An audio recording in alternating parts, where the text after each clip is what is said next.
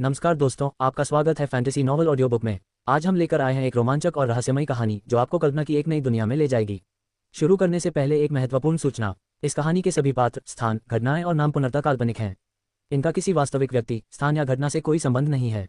यदि कोई समानता पाई जाती है तो वह मात्र संयोग होगी। तो बिना किसी देरी के आइए शुरू करते हैं आज की शानदार कहानी। अध्याय 1091 संयोगवश प्राप्त। अनुवादक सीके टैलेंट संपादक।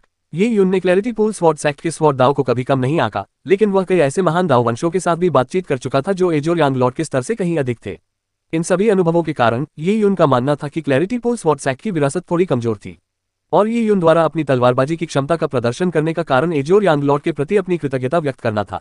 हालांकि ये युन ने कभी यह उम्मीद नहीं की थी कि योद्धाओं की दुनिया में हर जगह उस्ताद मौजूद होंगे।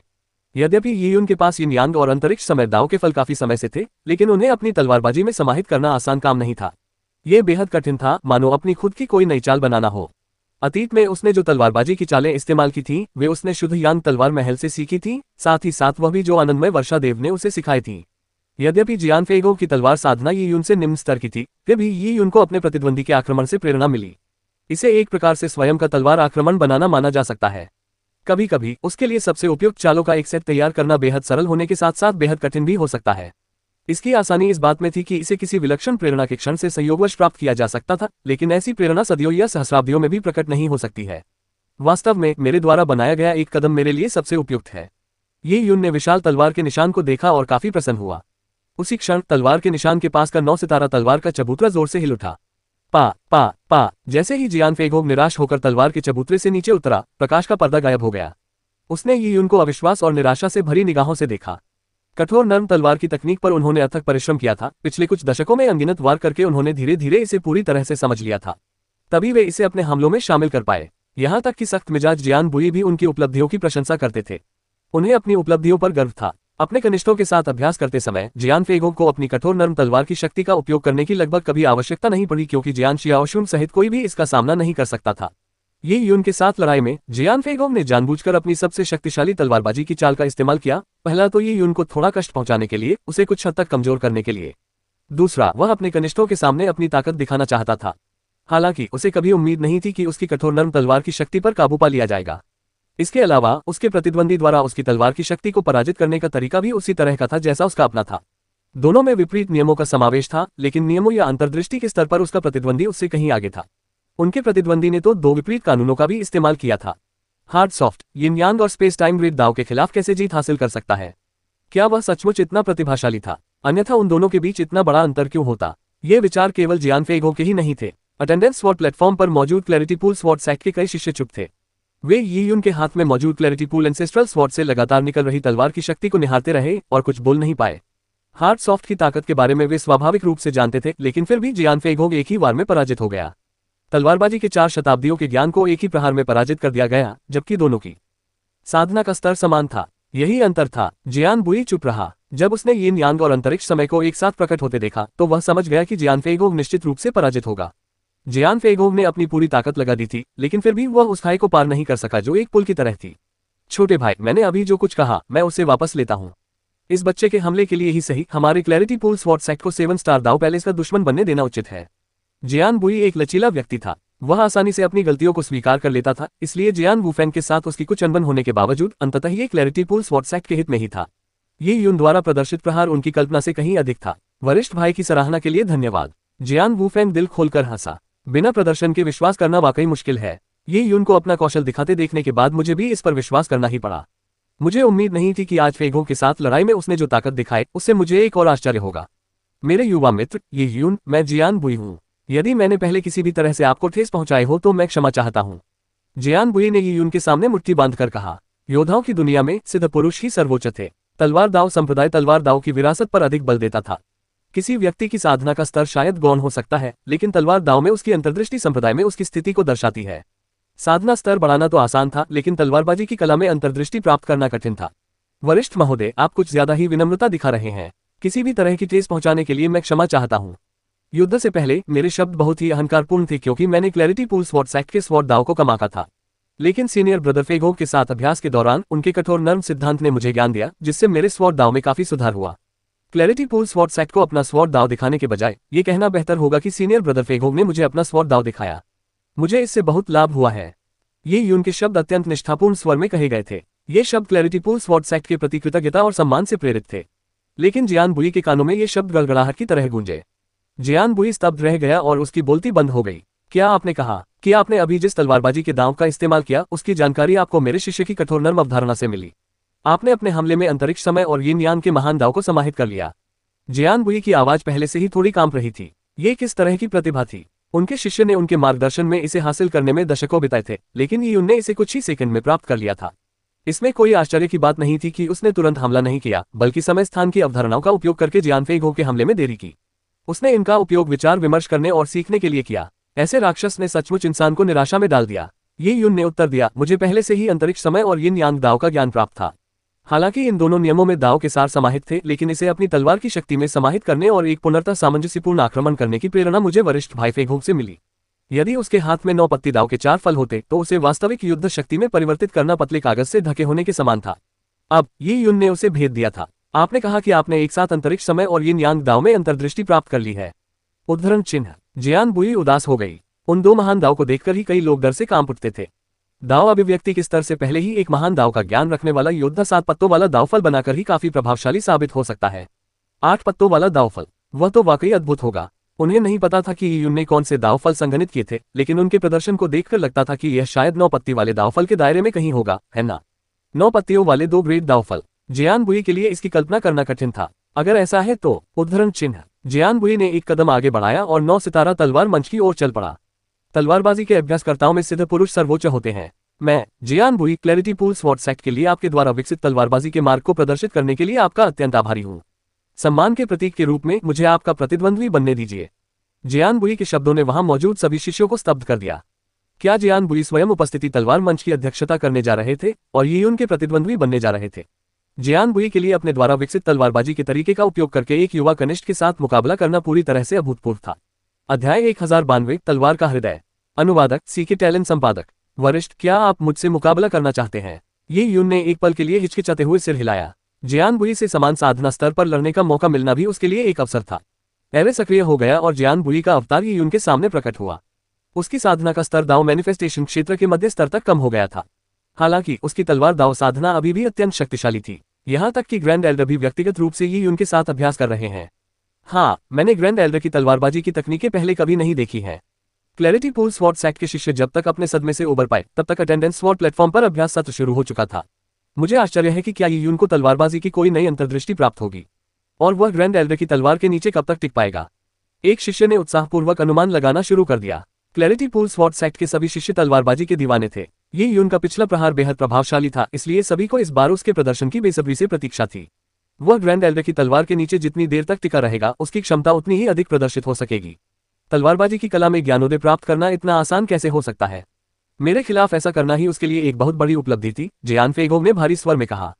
भले ही वह अभी ये यून से हार गया हो, उसने यह बात ईर्ष्या के कारण नहीं कही। तलवारबाजी के क्षेत्र में ज्ञानोदय होना सचमुच कठिन था। अपने वर्षों के प्रशिक्षण के दौरान वह केवल कठोर नर्म अवधारणा की ही समझ हासिल कर पाया था।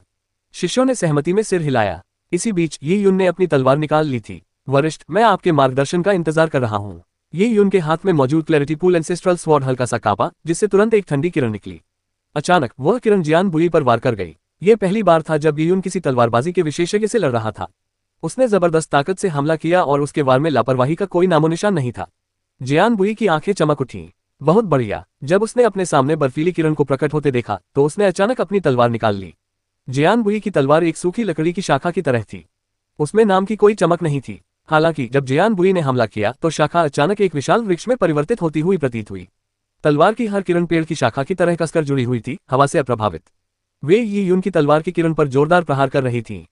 ये यून, मेरी तलवारबाजी की तकनीक का स्वाद चखो। डिंग डिंग डिंग। जैसे ही उनकी दोनों आकृतियां चारों ओर चमकी, तलवारों की हजारों परछाइयां दिखाई देने लगीं। ये यून और जियान बुई के बीच लड़ाई शुरू हो चुकी थी और एक दूसरे पर उनके वार करने की गति बढ़ती जा रही थी। कुछ ही समय बाद देखने वाले शिष्य उनकी गति के साथ तालमेल बिठाने में असमर्थ हो गए।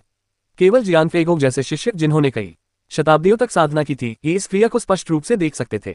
जियान शियाओशुन जैसे प्रतिभाशाली व्यक्ति को भी इसे समझना मुश्किल लगा। जियान फेइगो ने देखा कि यद्यपि ये यून के तलवार के हमले भयावह थे, जियान बुई की तलवार की किरणें कहीं अधिक शक्तिशाली थीं। उनका हर वार बेहद सटीक था और हर बचाव पूर्णतया किया गया था। कोई भी हरकत व्यर्थ नहीं थी। ये यून के हमले जियान बुई को छूने तक में नाकाम रहे। और उस समूह में ये यून ये बात जाहिर तौर पर किसी और से बेहतर जानती थी। जियानबुई का आक्रमण और बचाव त्रुटिहीन था, उसमें एक भी खामी नहीं थी। ये यून के सभी वार जियानबुई ने आसानी से रोक दिए, जिससे ये यून को रक्षात्मक मुद्रा में रहना पड़ा क्योंकि उसके शरीर के हर हिस्से पर वार हो रहे थे। जैसे जैसे युद्ध तेज होता गया, ये यून को लगने लगा कि उसकी हार निश्चित है। पहली बार ये यून का सामना एक ऐसे प्रतिद्वंद्वी से हुआ था जिससे निपटने का उसके पास कोई रास्ता नहीं था। सूखी हुई शाखा हर जगह इस तरह दिखाई दे रही थी मानो वो हजारों तलवारों की छाया में बदल गई हो। ये यून, क्या तुम अब और सहन नहीं कर सकते? जियानबुई की आवाज सुनाई दी। यद्यपि तुम्हारी प्रतिभा अद्भुत है, लेकिन तुम्हारी तलवार की शक्ति बहुत कमजोर है। तलवार का हृदय। ये यून ने तलवार की किरणों की ओर देखा जिसमें उसे जियानबुई की आकृति दिखाई दी।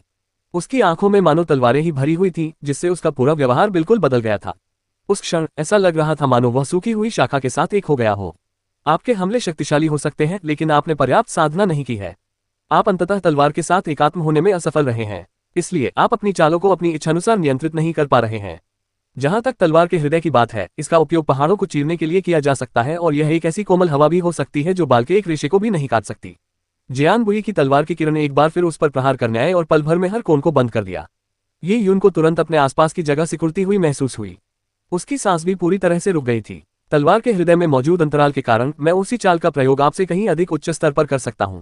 इसीलिए मेरी तलवारबाजी की कला आपसे अधिक शक्तिशाली है, जियानबुई ने कहा। तुम हार गए, सू। अचानक ये यून के चारों ओर असंख्य घनीभूत तलवार की किरणें प्रकट हुई और एक साथ उस पर वार करने लगी। ये यून की आंखें सिकुड़ गईं और वह जोर से दहाड़ा।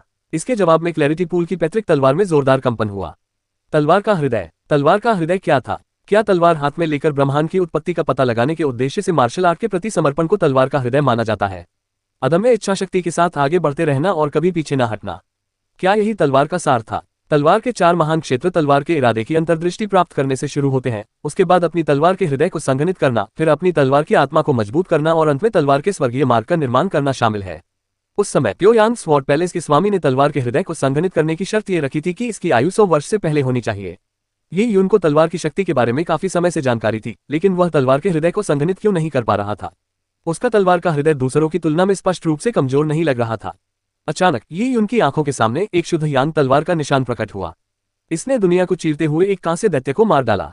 मारो, मारो, मारो। ये यून की तलवार का उद्देश्य उसके सामने आने वाली सभी बाधाओं को नष्ट करना था।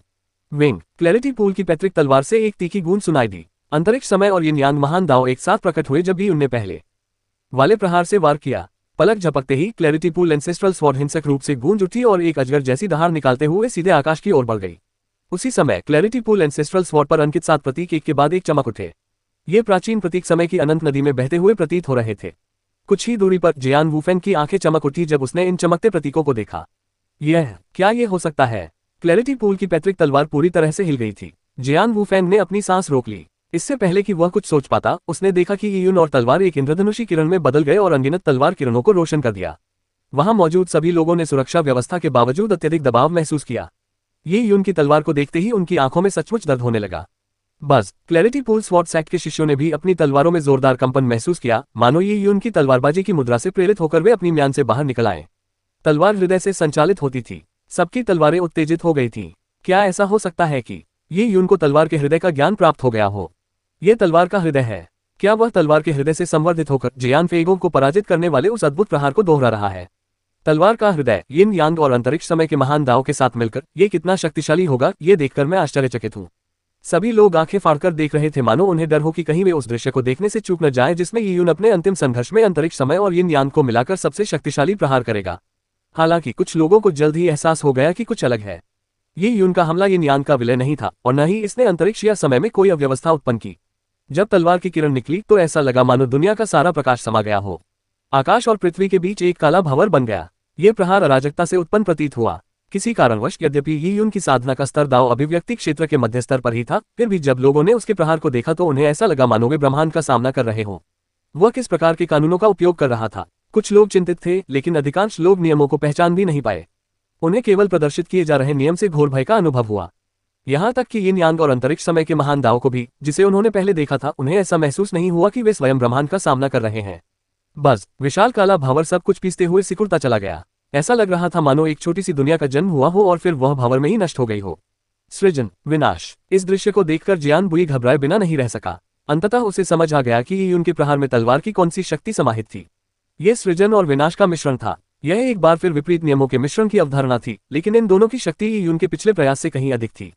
काचा जियान बुई की पहले की त्रुटिहीन तलवार की जाली उस विशालकाय काले पहिए के नीचे गिरने से पूरी तरह से फट गई, जिसने सब कुछ तहस नहस कर दिया। जियान बुई की तलवारबाजी की कला लगभग पूर्णता के करीब थी, लेकिन वह महान दाव कानून के पूर्ण दमन का सामना करने में विफल रहा। एक ऐसा महाविनाश नियम जो पूरे ब्रह्मांड को नष्ट कर सकता है, वह तथाकथित परिपूर्ण तलवार दाव को नष्ट करने में सक्षम क्यों नहीं हो सकता है। बूम! 9 सितारा तलवार मंच बुरी तरह कांप उठा क्योंकि मंच की प्रकाश स्क्रीन फट गई। जियान बुई तलवार मंच पर प्रकट हुए और यी यून को देखकर गहरी आह भरी। उनकी आंखों में विस्मय के साथ साथ उदासी और जटिलता का भाव भी था। मुझे कभी उम्मीद नहीं थी कि आपकी सीमाएं यिन यांग और अंतरिक्ष समय के 2 महान सिद्धांतों से परे हैं। आपका एक ऐसा सिद्धांत भी है जिसे देखकर मुझे ऐसा लगा जैसे मैं किसी पर्वत को विस्मय से देख रहा हूं। विनाश और सृजन, क्या यही आपका सर्वोच्चता का महान सिद्धांत है? प्रश्नवाचक चिन्ह उद्धरण चिन्ह। अध्याय 1093 खतरा। अनुवादक सीके टैलेंट संपादक। सर्वोच्चता के महान मार्ग को खोजना अत्यंत कठिन था। क्लैरिटी पूल स्वॉर्ड सेक्ट के तलवारबाज मुख्य रूप से तलवार मार्ग का अभ्यास करते थे, जिसे तकनीकों में महान मार्ग माना जाता था। तलवार मार्ग को पूरी तरह समझना चुनौतीपूर्ण था और वे केवल सहायक नियमों, मुख्य रूप से लघु मार्ग का ही अभ्यास करते थे। उदाहरण के लिए जियान फेगो का सहायक नियम कठोर नर्म अवधारणा थी। हालांकि यी यून ने तलवारबाजी के अलावा 3 महान दावों में भी साधना की थी। यह एक ऐसा कारनामा था जिसे शब्दों में बयां करना असंभव था। ब्रह्मांड की उत्पत्ति के समय यिन यांग और अंतरिक्ष समय से पहले अराजकता व्याप्त थी। यी यून ने जिस दाव का अभ्यास किया वह संयोगवश ब्रह्मांड की प्रारंभिक अवस्था में निर्मित होने वाले पहले 3 महान दावों में से एक था। जब उसे इस बात का एहसास हुआ तो जियान बुई कांप उठा। यी यून, क्या तुमने जानबूझकर शुरुआत से ही 3 महान दाव यिन यांग, अंतरिक्ष समय, अराजकता, विनाश को चुना था? यी यून ने सिर हिलाते हुए कहा, वरिष्ठ, मैंने जिन दावों में साधना की वे सभी संयोगवश हुई थी। वे संयोगवश मेरे अनुकूल थी, इसलिए मैंने उनमें साधना जारी रखी। जिस पहली साधना तकनीक से मेरा परिचय हुआ वह शुद्ध यांग साधना तकनीक थी। मैंने शुद्ध यांग पर ध्यान केंद्रित किया और बाद में शुद्ध यिन के संपर्क में आया, जिससे यिन और यांग एक दूसरे के पूरक बन गए। अंतरिक्ष समय के नियमों के साथ भी ऐसा ही हुआ। मेरे गुरु ने अंतरिक्ष समय के मार्ग में साधना की थी और अराजकता विनाश की बात करें तो ये सब एक संयोगवश हुआ, यी यून ने स्पष्ट रूप से कहा। लेकिन जैसे ही यह बात जियान बुई के कानों तक पहुंची, उसने ठंडी हवा का एक झोंका महसूस किया। दरअसल उसने ऐसे जवाब की भविष्यवाणी पहले ही कर ली थी। एक आम योद्धा जानबूझकर अपना मार्ग नहीं चुनता, बल्कि वे उसी मार्ग का अभ्यास करते हैं जो उन्हें सबसे उपयुक्त लगता है। ऐसी परिस्थितियों में जिस तरह से यी यून धीरे धीरे अपनी वर्तमान स्थिति तक पहुंचा, वह स्वर्ग की इच्छा प्रतीत होती थी। तुम मार्शल आर्ट के अभ्यास के शिखर पर पहुंच चुके हो। इसमें कोई आश्चर्य की बात नहीं है कि समान साधना स्तर पर अभ्यास करते हुए मैं तुमसे हार गया। जियान बुई ने आह भरते हुए कहा। वहां मौजूद क्लैरिटी पूल स्वॉर्ड सेक्ट के शिष्यों को यह सोचना पड़ा कि क्या वे सपना देख रहे थे। जियान बुई ने यी यून के खिलाफ हार स्वीकार की। शुरुआत में जियान बुई का पलड़ा पूरी तरह भारी था, लेकिन एक आखिरी वार से यी यून ने जियान बुई के तलवार के घेरे को तोड़ दिया। चाहे तलवारबाजी की शैली हो या नियम, ये पुनर्तः जियान बुई का दबदबा था। जियान बुई ने हार मान ली। क्लैरिटी पूल स्वॉर्ड सेक्ट के ग्रैंड एल्डर के एक जूनियर से हारने की बात पर शिष्यों को समझ नहीं आ रहा था कि वे कैसी प्रतिक्रिया दें। ये बहुत ही विचित्र था। मास्टर ने भी हार स्वीकार कर ली है। जियान फेगोंग ने यी यून को और भी अधिक हैरानी से देखा। यहाँ तक कि उनके गुरु की तलवारबाजी की कला भी यी यून की बराबरी नहीं कर सकती थी। इसका मतलब ये था कि उनके और यी यून के बीच का अंतर एक गहरी खाई के समान था। वह यी यून से आगे निकलने के बारे में सोच भी नहीं सकते थे। यी यून जैसी असाधारण प्रतिभा के सामने खड़े होना तलवारबाजी के उस प्रतिभाशाली व्यक्ति के लिए एक बहुत बड़ा झटका था। अपनी जरूरत की हर चीज खरीदें। AliExpress ऐप खोलें। अपनी जरूरत की हर चीज खरीदें। AliExpress ऐप खोलें। अपनी जरूरत की हर चीज खरीदें और देखें। अपनी जरूरत की हर चीज खरीदें और देखें। उसी क्षण जियान वुफेंग पास आकर मुस्कुराते हुए बोला, यी यून, तुम्हारी प्रतिभा असाधारण है। अगर तुम समय रहते हम सब के साथ तलवारबाजी का अभ्यास कर सको तो मेरे क्लैरिटी पूल स्वॉर्ड सेक्ट के शिष्यों की तलवारबाजी की कला में शायद बहुत बड़ा सुधार आएगा। यी यून ने जल्दी से कहा, आप मेरे बारे में बहुत अच्छी राय रखते हैं। क्लैरिटी पूल स्वॉर्ड सेक्ट के आप सभी लोगों के साथ अभ्यास करने से मुझे केवल लाभ ही हुआ है। मुझे इसमें खुशी होगी। यी यून ने जियान फेगोंग के साथ अभ्यास करते हुए तलवारबाजी की एक ऐसी तकनीक हासिल कर ली थी जो उसके विपरीत नियमों को एकीकृत करती थी। जियान बुई के खिलाफ लड़ाई में उसने तलवार के हृदय के बारे में अंतर्दृष्टि प्राप्त की थी। यी यून को अब इन नई खोजों की अपनी समझ को मजबूत और गहरा करने के लिए बड़ी संख्या में लड़ाइयों की आवश्यकता थी। जियान वुफेंग का निमंत्रण यी यून के विचारों के अनुकूल था। ये बहुत बढ़िया है, जियान वुफेंग ने कहा। लेकिन उसी क्षण उनके चेहरे के भाव अचानक बदल गए। वे इतनी जल्दी आ गए। यी यून का दिल घबरा गया क्योंकि उसे कुछ अंदाजा था कि क्या हुआ होगा। जियान वुफेंग का चेहरा उदास था। उसने हाथ उठाकर तलवार की किरण से प्रहार किया। तलवार की किरण शून्य में फैल गई और पानी की लहरों जैसी आकृतियां उत्पन्न कर दी। इसके बाद उन आकृतियों में धुंधली छवियां दिखाई देने लगी। जियान वुफेंग ने अपनी साधना का उपयोग करके क्लैरिटी पूल स्वॉर्ड सेक्ट के विशाल सरणी के बाहर के दृश्यों को उस छोटी सी दुनिया के भीतर प्रक्षेपित किया जिसमें वे मौजूद थे। यी यून ने क्लैरिटी पूल के बर्फ से ढके पहाड़ों के ऊपर हवा में कुछ आकृतियों को तुरंत पहचान लिया। आक्रमणकारियों ने 7 काले सितारों से सजे वस्त्र पहन रखे थे। दल का नेतृत्व एक अधेड़ उम्र की महिला कर रही थी, जिसने गहरे लाल रंग का शाही गाउन पहन रखा था। उसके चेहरे पर मुस्कान थी और उसका व्यक्तित्व रहस्यमय और भयावह था। उसके पीछे कोई और नहीं बल्कि उच्च राजदूत यूहिंग थे। ये सचमुच 7 स्टार दाव पैलेस है। ये यून की निगाहें धुंधली हो गईं। 7 स्टार दाव पैलेस इतनी जल्दी आ गया। इसके अलावा उन्होंने जिन लोगों को भेजा था वे बेहद शक्तिशाली थे। समूह का नेतृत्व करने वाली महिला शायद ऐसी थी जिससे क्लैरिटी पूल स्वॉर्ड एक्ट का कोई भी सदस्य, यहां तक कि जियानबुई भी निपट नहीं सकता था। वह अधेड़ उम्र की महिला शायद 7 स्टार दाव पैलेस की उपराजकुमारी लियू रुई है। उसे कोई साधारण महिला मत समझना, क्योंकि क्रूरता और निर्ममता के मामले में सेंट्रल स्टेट डिवाइन टेरिटरी में कोई भी उसकी बराबरी नहीं कर सकता। जियानबुई ने गुस्से से आसमान की ओर देखा। मुझे उम्मीद नहीं थी कि ये दुष्ट महिला खुद आएगी। कोई बात नहीं, वे अभी भी हमारे क्लैरिटी पूल स्वॉर्ड एक्ट का प्रवेश द्वार नहीं ढूंढ पाए हैं। अनुमान के अनुसार वे अभी भी हमसे बहुत दूर हैं, जियान वुफेंग ने ये यून की ओर सिर घुमाते हुए कहा। क्लैरिटी पूल स्वॉर्ड एक्ट एक एकांत प्रिय संप्रदाय था, इसलिए इसका असली प्रवेश द्वार आम जनता को अज्ञात था। ये हमेशा से एक प्राचीन विशाल संरचना द्वारा छिपा हुआ था। इसके अलावा क्लैरिटी पूल स्वॉर्ड एक्ट के पास एक विशाल रक्षात्मक सरणी भी थी। विशाल रक्षात्मक सरणी को सक्रिय करो, जियानबुई ने गंभीर स्वर में कहा। हालांकि उनके पास छलावरण प्रणाली थी, फिर भी वे पकड़े जाने की संभावना को पूरी तरह से खत्म नहीं कर सके। तुरंत ही क्लैरिटी पूल स्वॉर्ड एक्ट के सभी लोग युद्ध के लिए तैयार हो गए। उसी क्षण ये यून का दिल उछल पड़ा, क्योंकि उसने देखा कि उपराजकीय स्वामी लियू ने अचानक उसकी ओर देखा। उसकी पतली लोमड़ी जैसी आंखें उसकी ओर मुड़ी हुई थीं। हालांकि यह एक प्रक्षेपण था, ये यून को ये तीव्र अनुभूति हुई कि लियू रुई ने उन्हें उसे देखते हुए महसूस कर लिया था। हे, लियू रुई अचानक हंस पड़ी। उसकी हंसी में एक ऐसी तीव्रता थी जो कानों तक पहुंच गई। जियान वुफेंग, जियानबुई, मुझे पता है तुम वहीं हो। मुझे ये भी पता है कि क्लैरिटी पूल स्वॉर्ड एक्ट एक प्राचीन छोटे संसार में स्थापित है। उसमें प्रवेश करना मुश्किल लगता है, लेकिन अगर मैं लियू रुई ठान लूं तो कुछ भी असंभव नहीं है। मैं तुम्हें सलाह देता हूं कि उस आदमी को मेरे हवाले कर दो। अगर तुम ऐसा करोगे तो 7 स्टार दाव पैलेस और क्लैरिटी पूल स्वॉर्ड एक्ट के बीच की सारी दुश्मनी भुला दी जाएगी। अगर नहीं तो मैं तुम्हें ढूंढ निकालूंगा, चाहे मुझे इस पूरी पर्वत श्रृंखला को ही क्यों न ध्वस्त करना पड़े।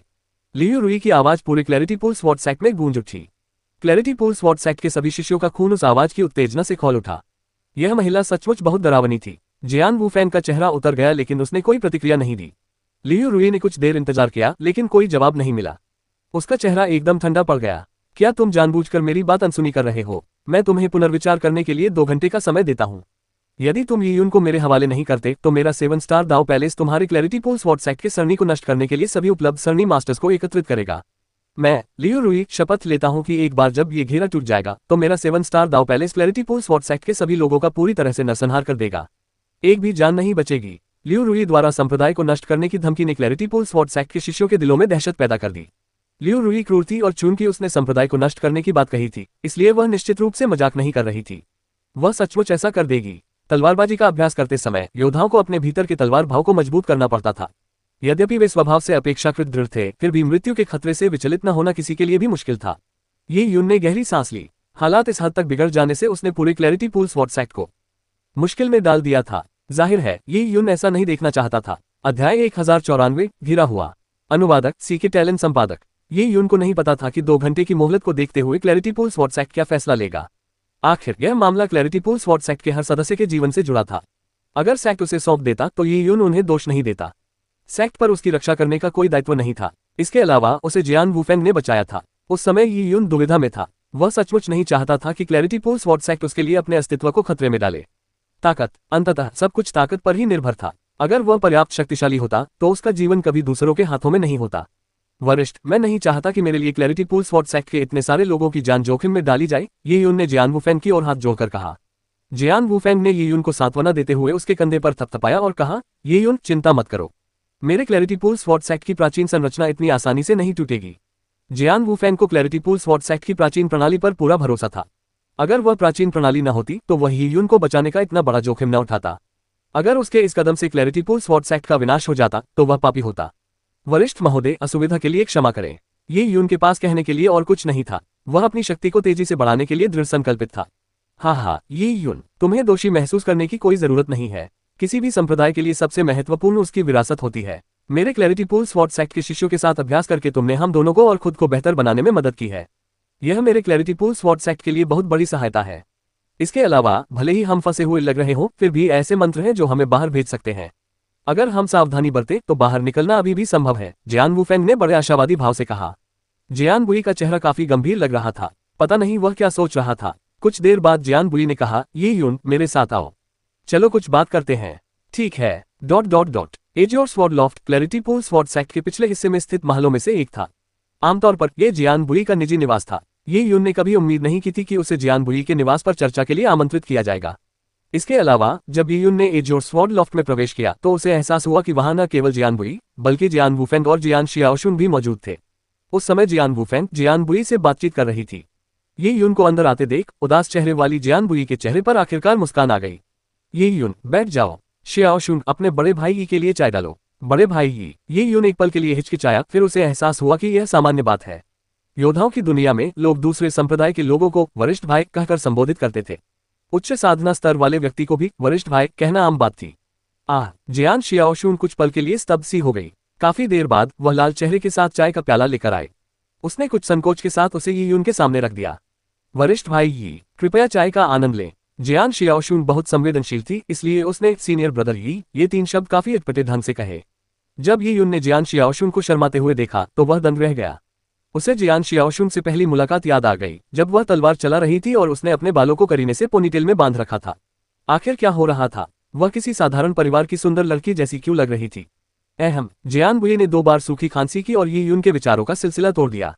उसने कहा, यह चाय 1000 साल पुराने हिमकमल से बनी है, जिसे हिम पर्वत के शुद्धिकरण कुंड से तोड़ा गया है। हिमकमल को 10,000 साल पुरानी पिघली हुई बर्फ में सुखाकर उबाला गया है। ये बहुत स्वादिष्ट है। जियान बुई ने अचानक चाय के बारे में बताना शुरू कर दिया, जिससे ये यून थोड़ा हैरान रह गया। उसने एक घूंट लिया और वाकई वह खुशबूदार और ताजगी भरी थी। उसने तारीफ करते हुए कहा, अच्छी चाय है। जियान बुई ने मुस्कुराते हुए कहा, मेरे युवा मित्र ये यून, मेरी दिली इच्छा है कि क्लैरिटी पूल स्वॉर्ड सेक्ट में तुम्हारे जैसा प्रतिभाशाली शिष्य हो। लेकिन मुझे याद है तुमने कहा था कि तुम्हारा पहले से ही एक गुरु है, इसलिए तुम्हारे लिए क्लैरिटी पूल स्वॉर्ड सेक्ट में शामिल होना असंभव है। जियान बुई ने उस बिंदु पर पहुंचकर अपना सिर हिलाया। वह कुछ उदास लग रहा था, लेकिन तुरंत ही उसे एक विचार आया। उसकी आंखें चमक उठी और उसने कहा, ये यून, तुम शियाओशुन के बारे में क्या सोचते हो? जियान बुई के अचानक पूछे गए सवाल से चाय पी रही ये यून लगभग चौंक गई। अंततः उसे समझ आ गया कि जियान बुई उसे जियान वूफेंग और जियान शियाओशुन को अपने घर क्यों लाई थी। उसके मन में एक विचार था। इससे यह भी स्पष्ट हो गया कि जियान शियाओशुन का चेहरा शाम के धुंधलके की तरह लाल क्यों था। जियान बुई ने शायद पहले ही उससे इस बारे में बात कर ली थी। ये यून अवाक रह गया और केवल इतना ही कह सका, छोटी बहन शियाओशुन जन्म से ही खूबसूरत है और तलवारबाजी में भी विलक्षण प्रतिभा की धनी है। वह स्वभाव से ही त्रुटिहीन है। मैं तलवारबाजी में माहिर कैसे हो सकती हूँ? जियान शियाओशुन ने जीभ बाहर निकाल दी। अगर किसी और ने ये कहा होता तो वह मान लेती, लेकिन ये यून से यह सुनकर उसे शर्म आ रही थी। ये यून, अब सीधे मुद्दे पर आते हैं। शियाओशुन वूफेंग की शिष्या है। वह मेरे क्लैरिटी पूल स्वॉर्ड सेक्ट की अगली सेक्ट मास्टर भी है। क्लैरिटी पूल एंसेस्ट्रल स्वॉर्ड भी उसे ही विरासत में मिलेगी, इसलिए मैं सोच रहा हूं कि उसका विवाह तुमसे करवा दूं। कुछ देर तक गोलमोल बातें करने के बाद जियान बुई ने आखिरकार अपने इरादे साफ साफ बता दिए। दरअसल ये यून को पहले से ही कुछ हद तक अंदाजा था कि ऐसा ही होगा। जियान बुई के चिंतनशील चेहरे को देखकर ये यून को एक और बात समझ में आई। जियान बुई ने देखा था कि वह असाधारण रूप से प्रतिभाशाली है और वह चाहती थी कि वह क्लैरिटी पूल स्वॉर्ड सेक्ट की मदद करे। हालांकि अगर उनके बीच कोई रिश्ता नहीं होता तो वह मदद भरोसेमंद नहीं होती, और अगर भावी सेक्ट मास्टर उससे सगाई कर लेती तो वह मदद निश्चित रूप से भरोसेमंद होती। इससे ये यून कुछ अवाक रह गया। 7 स्टार दाव पैलेस उनके घर पर घेराबंदी करने ही वाला था और क्लैरिटी पूल स्वॉर्ड सेक्ट को भारी कीमत चुकानी पड़ रही थी। जियान वूफेंग ईमानदार था, इसलिए वह इस परिणाम के लिए तैयार था। लेकिन जियान बुई एक धूर्त और चालाक व्यक्ति था। वह स्वाभाविक रूप से इस तरह के नुकसानदेह सौदे में शामिल नहीं होना चाहता था। अगर समय के साथ क्लैरिटी पूल स्वॉर्ड सेक्ट और ये यून के बीच संबंध और खराब हो जाते तो फिर क्या होता? उस बारे में सीनियर ब्रदर फेगोंग उद्धरण चिन्ह। ये यून बाहरी था, लेकिन वह भी समझ गया था कि जियान फेगोंग को जियान शियाओशुन में कुछ हद तक दिलचस्पी थी। जियान बुई तो जियान फेगोंग का गुरु था, भला वह इतना निर्दयी कैसे हो सकता था? जब जियान फेगोंग का जिक्र हुआ तो जियान बुई ने सिर हिलाते हुए कहा, मैं तो यही चाहता हूं कि फेगोंग की शादी शियाओशुन से हो जाए, लेकिन शादी के लिए आपसी सहमति जरूरी है। शियाओशुन इस विचार से बहुत सहमत नहीं है। जब जियान बुई ने ये कहा तो जियान वूफेंग ने बीच में ही टोकते हुए कहा, शियाओशुन ने एक बार शपथ ली थी कि जिस पुरुष से वह विवाह करेगी उसके पास उससे कहीं अधिक उच्च स्तर की तलवार विद्या होनी चाहिए, या वह क्लैरिटी पूल एंसेस्ट्रल स्वॉर्ड की शक्ति को उत्तेजित करने में सक्षम होना चाहिए। फेगोंग के पास क्लैरिटी पूल एंसेस्ट्रल स्वॉर्ड को उत्तेजित करने का कोई मौका नहीं है। जहां तक उसकी प्रतिभा के शियाओशुन से श्रेष्ठ होने की बात है तो ये कहना कुछ ज्यादा ही होगा।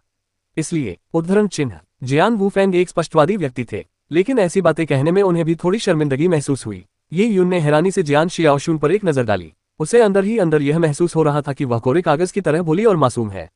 शायद उसे सच्चे प्यार का मतलब भी नहीं पता। ये यून केवल इतना ही कह सका, वरिष्ठों, आपके उदार प्रस्ताव के लिए धन्यवाद, लेकिन मेरी पहले से ही एक पत्नी है। हालांकि जियान बुई ने कहा, मैंने इस पर भी विचार किया है। मार्शल आर्ट के अभ्यासी होने के नाते हमारे लिए केवल एक पत्नी होना जरूरी नहीं है। इसके अलावा यदि आप दीर्घायु होते हैं तो आपकी उपलब्धियां असीमित होंगी। यदि शियाओशुन आपसे विवाह कर सकती है तो यह उसके लिए एक आशीर्वाद होगा। तो वह आपके केवल एक पत्नी होने को कैसे स्वीकार कर सकती है? जियान बुई ने ये यून की आपत्ति को आसानी से टाल दिया। ये यून अवाक रह गया। उसने जियान बुई को एक नज़र देखा और महसूस किया कि वह बूढ़ा आदमी बेहद चालाक था। उसने जियान शियाओशुन की शादी करवाने के लिए वाकई सही मौका चुना था। 7 स्टार दाव पैलेस तो बस बाहर ही था। अध्याय 1095 2 घंटे। अनुवादक सीके टैलेंट संपादक। क्यों, क्या शियाओशुन आपको आकर्षित नहीं करती? गलतफहमी मत पालिए, क्लैरिटी पूल स्वॉर्ड्स एक्ट आपको अपने परिवार में शादी करने के लिए मजबूर नहीं कर रहा है। शियाओशुन की शादी आपसे होगी और अगर आप चाहें तो उसे अपने साथ ले जा सकते हैं। हालांकि शियाओशुन क्लैरिटी पूल स्वॉर्ड्स एक्ट की भावी सेक्ट मास्टर है, इसलिए उसे बस समय समय पर वापस आना होगा। क्यों न मैं आपको सोचने के लिए 2 घंटे का समय दूं। आखिर शादी एक गंभीर मामला है, इस पर ठीक से विचार करना ही उचित है, जियान बुई ने गंभीरता और धैर्य से कहा। 2 घंटे, ये यून को समझ नहीं आ रहा था कि हंसे या रोए। 7 स्टार दाव पैलेस के उपराजक बाहर थे और उसने उन्हें 2 घंटे का समय भी दिया था। क्या जियान बुई द्वारा तय किए गए ये 2 घंटे महज एक संयोग थे? ये यून को शक था कि जियान बुई सचमुच एक धूर्त और चालाक लोमड़ी है।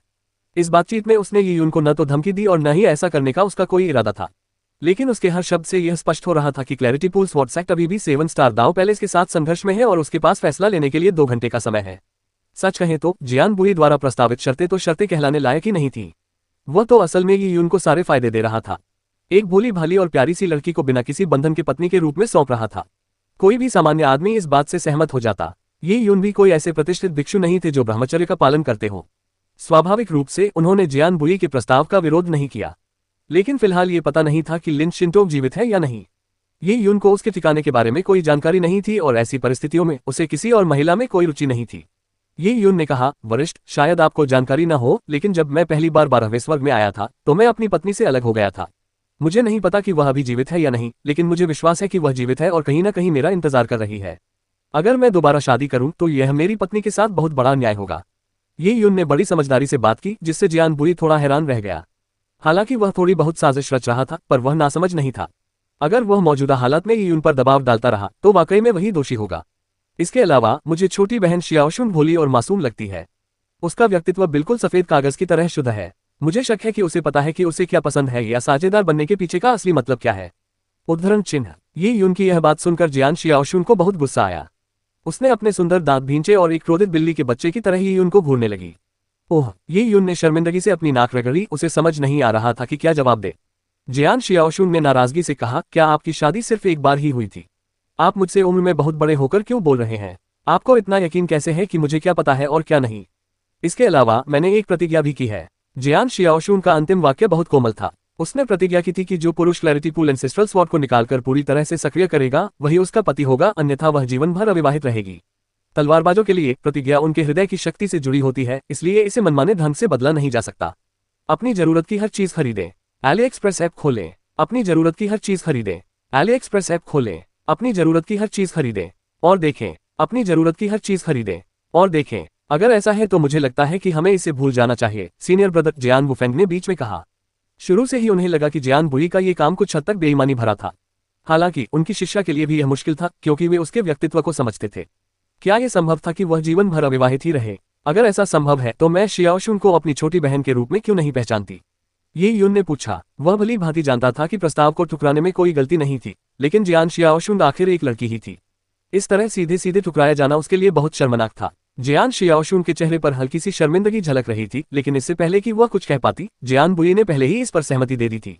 एक छोटी बहन भी ठीक रहेगी, वो भी ठीक रहेगी। हा। जियान बुई को इस बात से कोई फर्क नहीं पड़ता था कि वे साथी हैं या भाई बहन, बस किसी न किसी तरह से उनका रिश्ता होना चाहिए। उनका मानना था कि यून अपनी बात का पक्का है। अगर वह 12 स्वर्गों के सबसे शक्तिशाली योद्धाओं में से एक बन जाता है और अगर क्लैरिटी पूल स्वॉर्ड्स एक्ट की गुरु उसकी छोटी बहन होती, तो क्या यह इस बात की गारंटी नहीं देता कि सेक्ट करोड़ों वर्षों तक फलता फूलता रहेगा? इसके अलावा एक अनजान बहन और उसके प्रेमी के बीच कागज की एक पतली परत के अलावा कोई और रिश्ता नहीं था। कौन जाने कब ये परत टूट जाए। इन विचारों को ध्यान में रखते हुए जियान बुई ने तुरंत सहमति दे दी। जियान शियाओशुन का चेहरा अभी भी लाल था, लेकिन जियान बुई उसकी ओर से पहले ही सहमत हो चुकी थी। भले ही उसने कोई कसम खाए हो, अब वह कुछ भी नहीं कह सकती थी। तो फिर मैं आपको भाई यून कहकर बुलाऊंगी, जियान शियाओशुन ने दांत भींचते हुए कहा। ये यून ने हल्की सी मुस्कान दी। बर्फ की तरह निर्मल जियान शियाओशुन बेहद स्पष्टवादी थी। उसे ऐसी छोटी बहन पाकर बहुत खुशी हुई। जियान बुई की तो खुशी का ठिकाना ही नहीं रहा। तो फिर ये तो बहुत बढ़िया है, शानदार। लेकिन उसी क्षण उसकी मुस्कान थोड़ी सी सख्त हो गई। उसने ये यून की ओर देखा और कहा, ये यून, चूंकि तुम शियाओशुन के बड़े भाई हो तो चलो साथ बाहर चलते हैं। ये यून को पता नहीं था कि क्या हुआ था, लेकिन उसे संदेह था कि इसका संबंध 7 स्टार दाव पैलेस से था। एजोर स्वॉर्ड लॉफ्ट से बाहर आते ही यून ने देखा कि जियान फेइगोंग और क्लैरिटी पूल स्वॉर्ड सेक्ट के अन्य सभी शिष्य सामने वाले हॉल में इंतजार कर रहे थे। जियान बुई, जियान वुफेंग और उनके साथियों को बाहर आते देख जियान फेइगोंग तुरंत आगे बढ़े और बोले, गुरुजी, संप्रदाय के गुरुजी, हम 7 स्टार दाव पैलेस से कैसे निपट सकते हैं। 2 घंटे पलक झपकते ही बीत गए। जियान फेइगोंग समेत कई शिष्य चिंतित थे। क्या सच में हर कोई संप्रदाय के विनाश की संभावना से अछूता था? इसके अलावा इस विपत्ति का सूत्रधार ये यून था, जो एक बाहरी व्यक्ति था। ये सोचते ही जियान फेइगोंग ने ये यून की ओर एक नजर डाली। ये यून असाधारण रूप से प्रतिभाशाली था, लेकिन उसने 7 स्टार दाव पैलेस को नाराज कर दिया था। एक प्रतिभाशाली व्यक्ति का विकास कठिन होना ही तय था। जियान बुई ने अपने शिष्य की ओर देखा और फिर वहां मौजूद शिष्यों पर नजर डाली। उन्होंने गंभीर स्वर में कहा, हमारे क्लैरिटी पूल स्वॉर्ड सेक्ट में तलवार के समान दृढ़ संकल्प रखने का विशेष महत्व है। ईमानदार और अडेग, हम 7 स्टार दाव पैलेस के दबाव में आकर उसके आगे कैसे झुक सकते हैं। ये यून की बात करें तो वह अब शियाओ शुन का शपथ लिया हुआ भाई है और इस नाते वह हमारे क्लैरिटी पूल स्वॉर्ड सेक्ट के शिष्य के समान है। हम कभी भी किसी शिष्य को नहीं छोड़ते और किसी को भी नुकसान पहुंचाने पर बदला लेंगे। हमें एकजुट होकर ही विपत्ति का सामना करना होगा। तो हम आज ये यून को कैसे सौंप सकते हैं। जियान फेइगोंग का दिल तेजी से धड़कने लगा और उसने जल्दी से जियान शियाओशुन की ओर देखा। जियान जियाओशुन ये यून की सौतेली बहन बन गई थी। जियान फेइगोंग को पता था कि यह संभवतः जियान बुई और जियान वुफेन के साथ साथ जियान शियाओशुन का विचार था। तथाकथित शक्तित बहन का मामला इतना सरल नहीं था। तलवारबाजी में ये यून की प्रतिभा असाधारण थी, उस स्तर की जिसकी बराबरी कोई नहीं कर सकता था। इस निष्कर्ष पर पहुंचते ही जियान फेइगोंग को गहरा दुख हुआ। जियान बुई ने एकत्रित शिष्यों पर नजर डाली, जिनमें से कई चुप थे। ये यून के जियान शियाओशुन का शक्तित भाई बनने के बाद इसका मतलब यह था कि उसे क्लैरिटी पूल स्वॉर्ड सेक्ट से निकाला नहीं जा सकता था। भला वे अपने ही किसी सदस्य को धोखा देकर उसे कैसे छोड़ सकते थे। क्लैरिटी पूल स्वॉर्ड सेक्ट की सरनी इतनी आसानी से नहीं टूटेगी। अगर 7 स्टार दाव पैलेस हमें खत्म करना चाहता है तो उसे भारी कीमत चुकानी पड़ेगी। जियान वुफेंग ने गंभीरता से कहा। अब उनके पास किले की रक्षा करने के अलावा कोई और रणनीति नहीं बची थी। उसी क्षण जियान वुफेंग ने अचानक आकाश की ओर देखा। एक विचार के साथ उसने तलवार की किरण से प्रहार किया, जिससे एक सरनी प्रक्षेपण खुल गया। लियू रुई और 7 स्टार दाव पैलेस के अन्य लोग तुरंत आकाश में प्रकट हुए। उस समय तक 2 घंटे बीत चुके थे। लियू रुई के चेहरे पर व्यंग्य का भाव था और वह अपने दांतिन में ची ऊर्जा का संचार कर रही थी। उसने ऊंची और स्पष्ट स्वर में कहा, लगता है तुम क्लैरिटी पूल स्वॉर्ड सेक्ट मृत्यु के सामने भी हठी बने हुए हो। ठीक है, मैं तुम्हें ये छूट देती हूँ। अध्याय 1096 सन बरियल सेंसी में अप्रत्याशित घटना। अनुवादक सीके टैलेंट संपादक। जैसे ही लियू रुई ने अपना हाथ हिलाया, 7 तारांकित दाववादी वस्त्र पहने 7 लोग उसके पीछे से प्रकट हुए। उनमें से प्रत्येक के पास झंडों की एक श्रृंखला थी और प्रत्येक श्रृंखला में 7 झंडे थे, जिससे झंडों की कुल 39 पंक्तियों का एक समूह बन गया। 7 व्यक्तियों ने मिलकर 7 स्टार गेट रप्चरिंग एरे का निर्माण शुरू किया। 7 स्टार दाव पैलेस की इस घेराबंदी के लिए 7 एरे मास्टर्स के संयुक्त प्रयासों की आवश्यकता थी। लियू रुई को यह विश्वास नहीं था कि क्लैरिटी पूल स्वॉर्ड सेक्ट का प्रवेश द्वार 7 स्टार गेट रप्चरिंग एरे के नीचे छिपा रह सकता है। कुछ ही समय में 7 स्टार गेट रप्चरिंग एरे स्थापित हो गया, लेकिन इसके सक्रिय होने से कुछ ही सेकंड पहले लियू रुई के सामने आग की एक हल्की सी लपट उठी। यह आवाज के संचरण में हुई एक चूक से उत्पन्न प्रकाश की किरण थी। आवाज का संदेश मिलते ही लियू रुई की आंखें चमक उठीं और कुछ देर सोचने के बाद उसने हाथ हिलाकर अपनी आवाज उच्च राजदूत यूहिन को भेजी और फिर प्रकाश की किरण में परिवर्तित होकर क्षितिज में विलीन हो गई। अरे, वो चली गई। क्या लियू रुई सच में चली गई? वह इस समूह में सबसे शक्तिशाली है। उसके बिना केवल उच्च राजदूत यूहिन ही बचे हैं। 7 स्टार गेट रप्चरिंग एरे के साथ भी उनकी सेना हमारे क्लैरिटी पूल स्वॉर्ड सेक्ट के सामने कुछ खास नहीं कर पाएगी। सभी ने लियू रुई को प्रक्षेपण सरणी में गायब होते देखा और काफी आश्चर्यचकित हुए। उन्हें नहीं पता था कि यह कोई साजिश थी या नहीं। संभवतः यह आवाज के प्रसारण में हुई चूक के कारण हुआ है। उसमें कुछ महत्वपूर्ण जानकारी रही होगी, वरना वह दुष्ट महिला लियू रुई कभी अपने वादे से मुकरती नहीं। आज शब्द उसकी धमकियां निराधार नहीं हैं। उसने पूरे इलाके को तबाह करने की धमकी दी थी, तो वह इतनी आसानी से पीछे कैसे हट सकती है। जियान बुई सोच में डूबी हुई थी कि तभी एक महिला की आवाज सुनाई दी। युवा स्वामी जी, कृपया स्वर्ग ग्रह से कंपास निकालें, शायद इसमें कुछ सुराग मिल जाएं। सभी ने आवाज की दिशा में देखा। बोलने वाली जी शुयान थी, जो ये यून के साथ आई थी। ये यून का दिमाग हिल उठा जब उसने स्वर्ग ग्रह से कंपास निकाला। उसने देखा कि स्वर्ग ग्रह से कंपास में एक हल्की सी चमक थी जो एक अद्वितीय ऊर्जा का उतार चढ़ाव उत्सर्जित कर रही थी। ये देखकर जी शुयान ने कहा, युवा स्वामी जी, अगर मैं गलत नहीं हूं तो सन बुरियल सेंसी में कुछ जरूर हुआ होगा। संभव है कि वह घटना एक बार फिर घटी हो, जिससे 7 स्टार दाव पैलेस को उस स्थान का सटीक पता लगाने में मदद मिली हो। लियू रुई के जाने का कारण खजाना ढूंढना है। जी शुयान का सुझाव तर्कसंगत था। केवल सन बरियल सेंसी में छिपे अज्ञात खजाने के कारण ही लियू रुई क्लैरिटी पूल स्वॉर्ड सेक्ट की अनदेखी करते हुए जल्दबाजी में सन बरियल सेंसी की ओर रुख कर सकती थी। हम उन्हें इसे पहले छीनने नहीं दे सकते, जियान बुई ने कहा। सन बुरियल सेंसी में घटी घटना को लोग केवल एक अनोखे खजाने के जन्म के रूप में जानते थे, लेकिन 7 स्टार दाव पैलेस और हेवन सीक्रेट चैप्टर की प्रतिक्रियाओं को देखते हुए कोई भी यह सोच सकता है कि यह वास्तव में एक सनसनीखेज खजाना था। वहां एक टेलीपोर्टेशन तंत्र है जो 500,000 किलोमीटर दूर बाहरी दुनिया से जुड़ा हुआ है।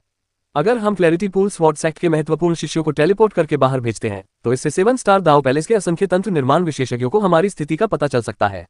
वे ऊर्जा में होने वाले उतार चढ़ाव का पता लगा सकते हैं, इसलिए बेहतर यही है कि केवल 1 या 2 शिष्यों को ही भेजा जाए। साथ ही इसे बार बार नहीं किया जा सकता, अन्यथा 7 स्टार दाव पैलेस को सुराग मिल सकते हैं। हालांकि लियू रुई जा चुकी थी, लेकिन 7 सितारा उच्च राजदूतों के पास भी असाधारण युद्ध शक्ति थी। 1 या 2 से शायद कोई खतरा न हो, लेकिन अगर 4 या 5 आ जाएं, तो क्लैरिटी पूल स्वॉर्ड सेक्ट संकट में पड़ जाएगा। जियान बुई को पूरा भरोसा था कि 7 स्टार दाव पैलेस 7 स्टार गेट रपचेंगेरे को यूं ही बीच में नहीं छोड़ेगा, जिसे उन्होंने स्थापित करना शुरू कर दिया था। लियू रुई के पीछे हटने के बाद नए 7 स्टार हाई एम्बेसडर आने वाले थे। इतना ही नहीं, इन अतिरिक्त सैनिकों के आने में बहुत कम समय बचा था। उनका क्लैरिटी पूल स्वॉर्ड सेक्ट अभी भी गंभीर खतरे का सामना कर रहा था। छोटे भाई, हम दोनों यहीं रुककर अपनी रक्षा करने वाले सुरक्षा कवच की निगरानी करेंगे, जियान बुई ने कहा। क्लैरिटी पूल स्वॉर्ड सेक्ट आखिरकार उनका आधार था, वे जोखिम नहीं उठा सकते थे। यदि जियान बुई और जियान वुफेन क्लैरिटी पूल स्वॉर्ड सेक्ट के प्राचीन सुरक्षा कवच की निगरानी नहीं करते तो उसकी शक्ति बहुत कम हो जाएगी, जिससे उसके टूटने का खतरा बढ़ जाएगा। जियान बुई और जियान वुफेन के किले की रक्षा के लिए पीछे रह जाने के कारण सन बुरियल सेंसी जाने के लिए सबसे उपयुक्त उम्मीदवार यी यून थे। अन्य शिष्य यी यून से हीन थे। वास्तव में क्लैरिटी पूल स्वॉर्ड सेक्ट के कुछ वरिष्ठ भी यी यून से कमजोर हो सकते थे। हालांकि सन बुरियल सेंसी यी यून के लिए भी बेहद खतरनाक साबित हुआ। आखिरकार उसकी ताकत लियू रुई जैसे राक्षसों की तुलना में बहुत कम थी। यी यून, अगर तुम अभी इसी हालत में सन बुरियल सेंसी जाओगी तो 7 स्टार दाव पैलेस से सामना होने पर तुम्हारा विनाश निश्चित है। तुम्हें संस्थापक पूर्वज की विरासत मिली है। क्या तुम्हें star transference heaven changing book के बारे में पता है? एजियोर यांग लॉर्ड की star transference heaven changing book वास्तव में वह चीज थी जिसका इस्तेमाल यी यून ने पहले किया था। जब उसने शेंतु नानटियन का वध किया था और कैतियान युआन विश्व परिवार के कुलों का दुश्मन था, तब उसने star transference heaven changing book का इस्तेमाल करके अपना रूप बदला था, जिससे वह महान महारानी के रहस्यमय क्षेत्र से सुरक्षित निकल सका था। हालांकि यी यून ने बाद में star transference heaven changing book में साधना करना बंद कर दिया था और इसे इस्तेमाल किए हुए कई साल बीत चुके थे। हाँ, मैंने पहले भी इसमें खेती की है।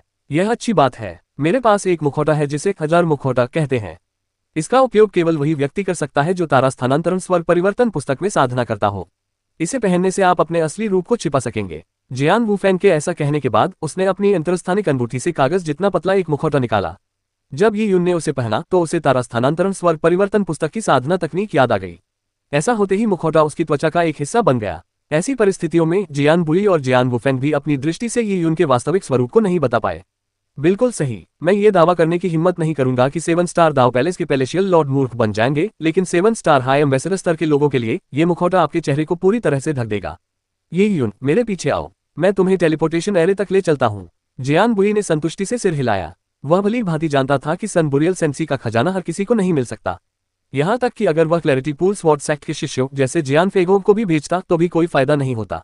ऐसे सर्वोच्च खजाने को पाने के लिए दैवीय कृपा की आवश्यकता होती है। अगर ऐसा न हो तो उसे पाने की क्षमता को नजरअंदाज करते हुए एक बार मिल जाने पर वह केवल मुसीबत ही लाएगा। योद्धाओं की दुनिया में ऐसे उदाहरणों की कमी नहीं है जहां दैवीय कृपा न मिलने के कारण लोग दुर्लभ खजाने प्राप्त करने से मर गए। कुछ दुर्लभ खजाने तो इतने लोगों की मौत का कारण बने कि उन्हें अशुभ वस्तु माना जाता था। ... जी शुयान का अनुमान गलत नहीं था। सन बुरियल सेंसी में वाकई एक अप्रत्याशित घटना घटित हुई थी। उसी क्षण सूर्य दफन रेत सागर की गहराई से आकाश में लाल प्रकाश की एक किरण उठी।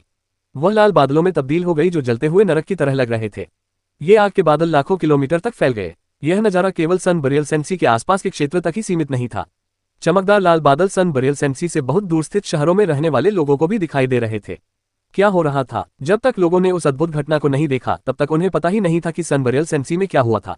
तभी उन्हें एहसास हुआ कि सन बुरियल सेंसी में कुछ बहुत ही महत्वपूर्ण घटना घटी है। इसी बीच सन बुरियल सेंसी से सैकड़ों हजारों किलोमीटर दूर एक घने जंगल में अंतरिक्ष के विकृत होने के बाद यी यून एक स्थानिक तूफान से बाहर निकल गई। लंबी दूरी के टेलीपोर्टेशन से यी यून को थोड़ा चक्कर आ गया।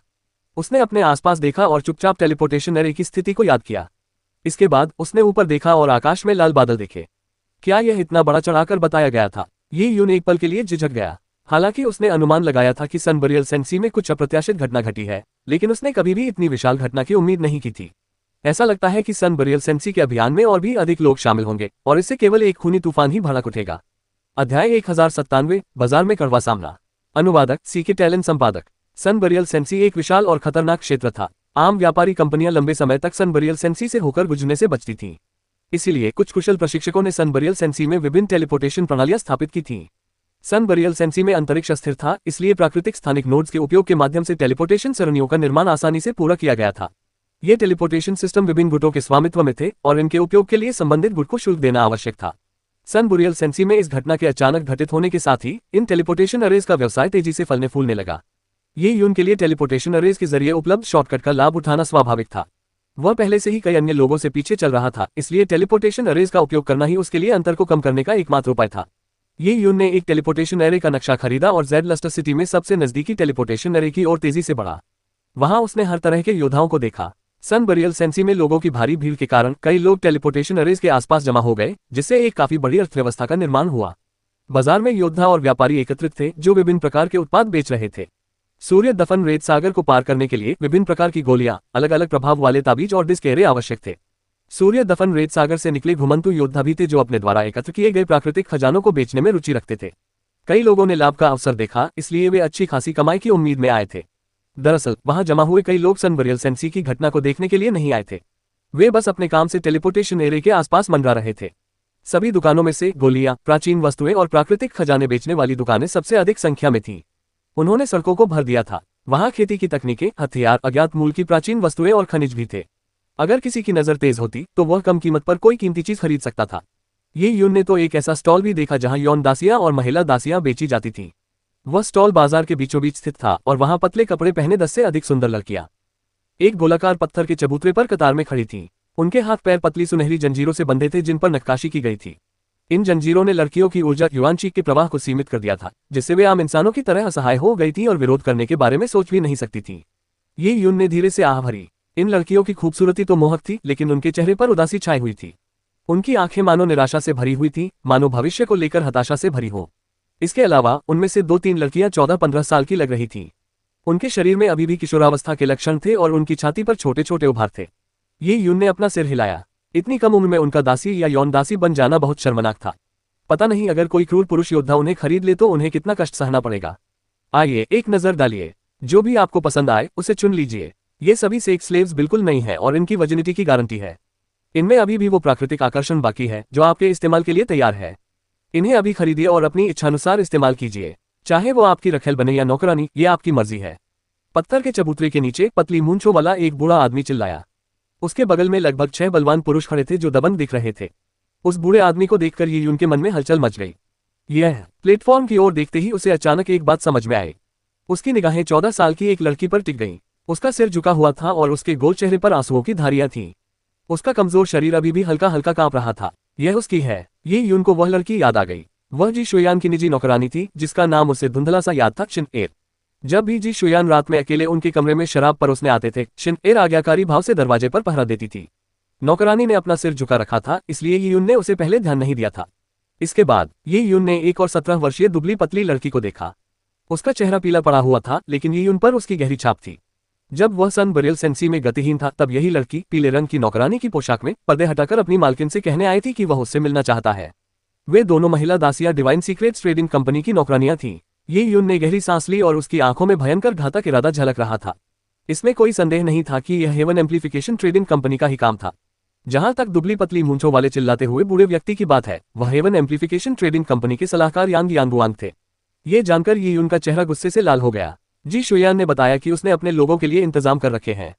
डिवाइन सीक्रेट्स ट्रेडिंग कंपनी के अंदर एक सुरंग है जो शहर से बाहर जाती है। आदेश मिलते ही उसके भरोसेमंद अनुयायी उस सुरंग के रास्ते जेड लस्टर सिटी से भाग निकलेंगे। इसलिए ये यून को डिवाइन सीक्रेट्स ट्रेडिंग कंपनी के लोगों की कोई चिंता नहीं थी।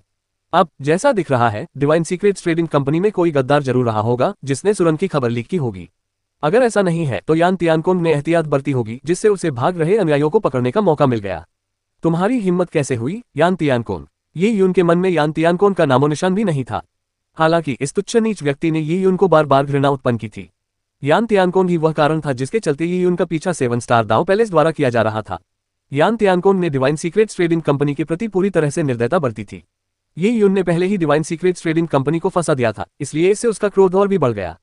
उसी क्षण सलाहकार यांग ने ये यून को देखा जो पत्थर के चबूतरे के सामने खड़ा था। ये यून अभी भी 1000 मुखौटे के प्रयोग से तारा स्थानांतरण स्वर्ग परिवर्तन पुस्तक का उपयोग कर रहा था।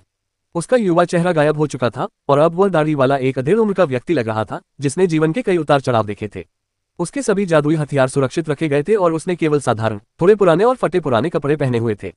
उसने अपनी कमर पर एक मदिरा पात्र लटका रखा था। पूर्वकालीन एजोर यांग लॉर्ड भी अपनी कमर पर मदिरा पात्र लटकाकर ही संसार की यात्रा करते थे। हालांकि ये यून ने अब तलवार का इस्तेमाल नहीं किया और कृपाण का प्रयोग करने लगा। साथ ही उसने अपनी साधना का स्तर भी नहीं छिपाया और उसे दाव अभिव्यक्ति के मध्य स्तर पर ही बनाए रखा। केंद्रीय राज्य दिव्य क्षेत्र में यदि कोई सच्चा संप्रदाय का योद्धा मध्यम आयु में दाव अभिव्यक्ति के मध्य स्तर तक पहुंच जाता तो उसे औसत से नीचे ही माना जाता। भविष्य में उसे बहुत अधिक सफलता प्राप्त नहीं होनी थी, इसलिए सूर्य दफन रेत सागर में उस पर ज्यादा ध्यान नहीं दिया गया।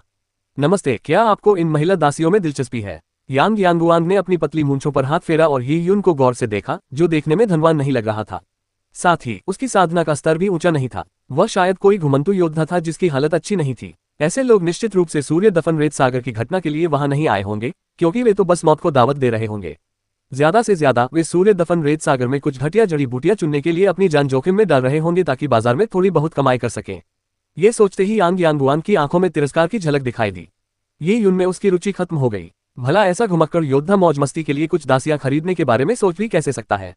उसे तो बहुत गुस्सा आ रहा होगा। आखिर इन लड़कियों को डिवाइन सीक्रेट्स ट्रेडिंग कंपनी से बड़ी मेहनत से चुना गया था। न सिर्फ उनकी खूबसूरती और कद काठी लाजवाब थी, बल्कि उनमें युद्ध कला का भी हुनर था। इतना ही नहीं, डिवाइन सीक्रेट्स ट्रेडिंग कंपनी में उस मूर्ख औरत जी शुयान ने अपने कर्मचारियों के साथ अच्छा बर्ताव किया था।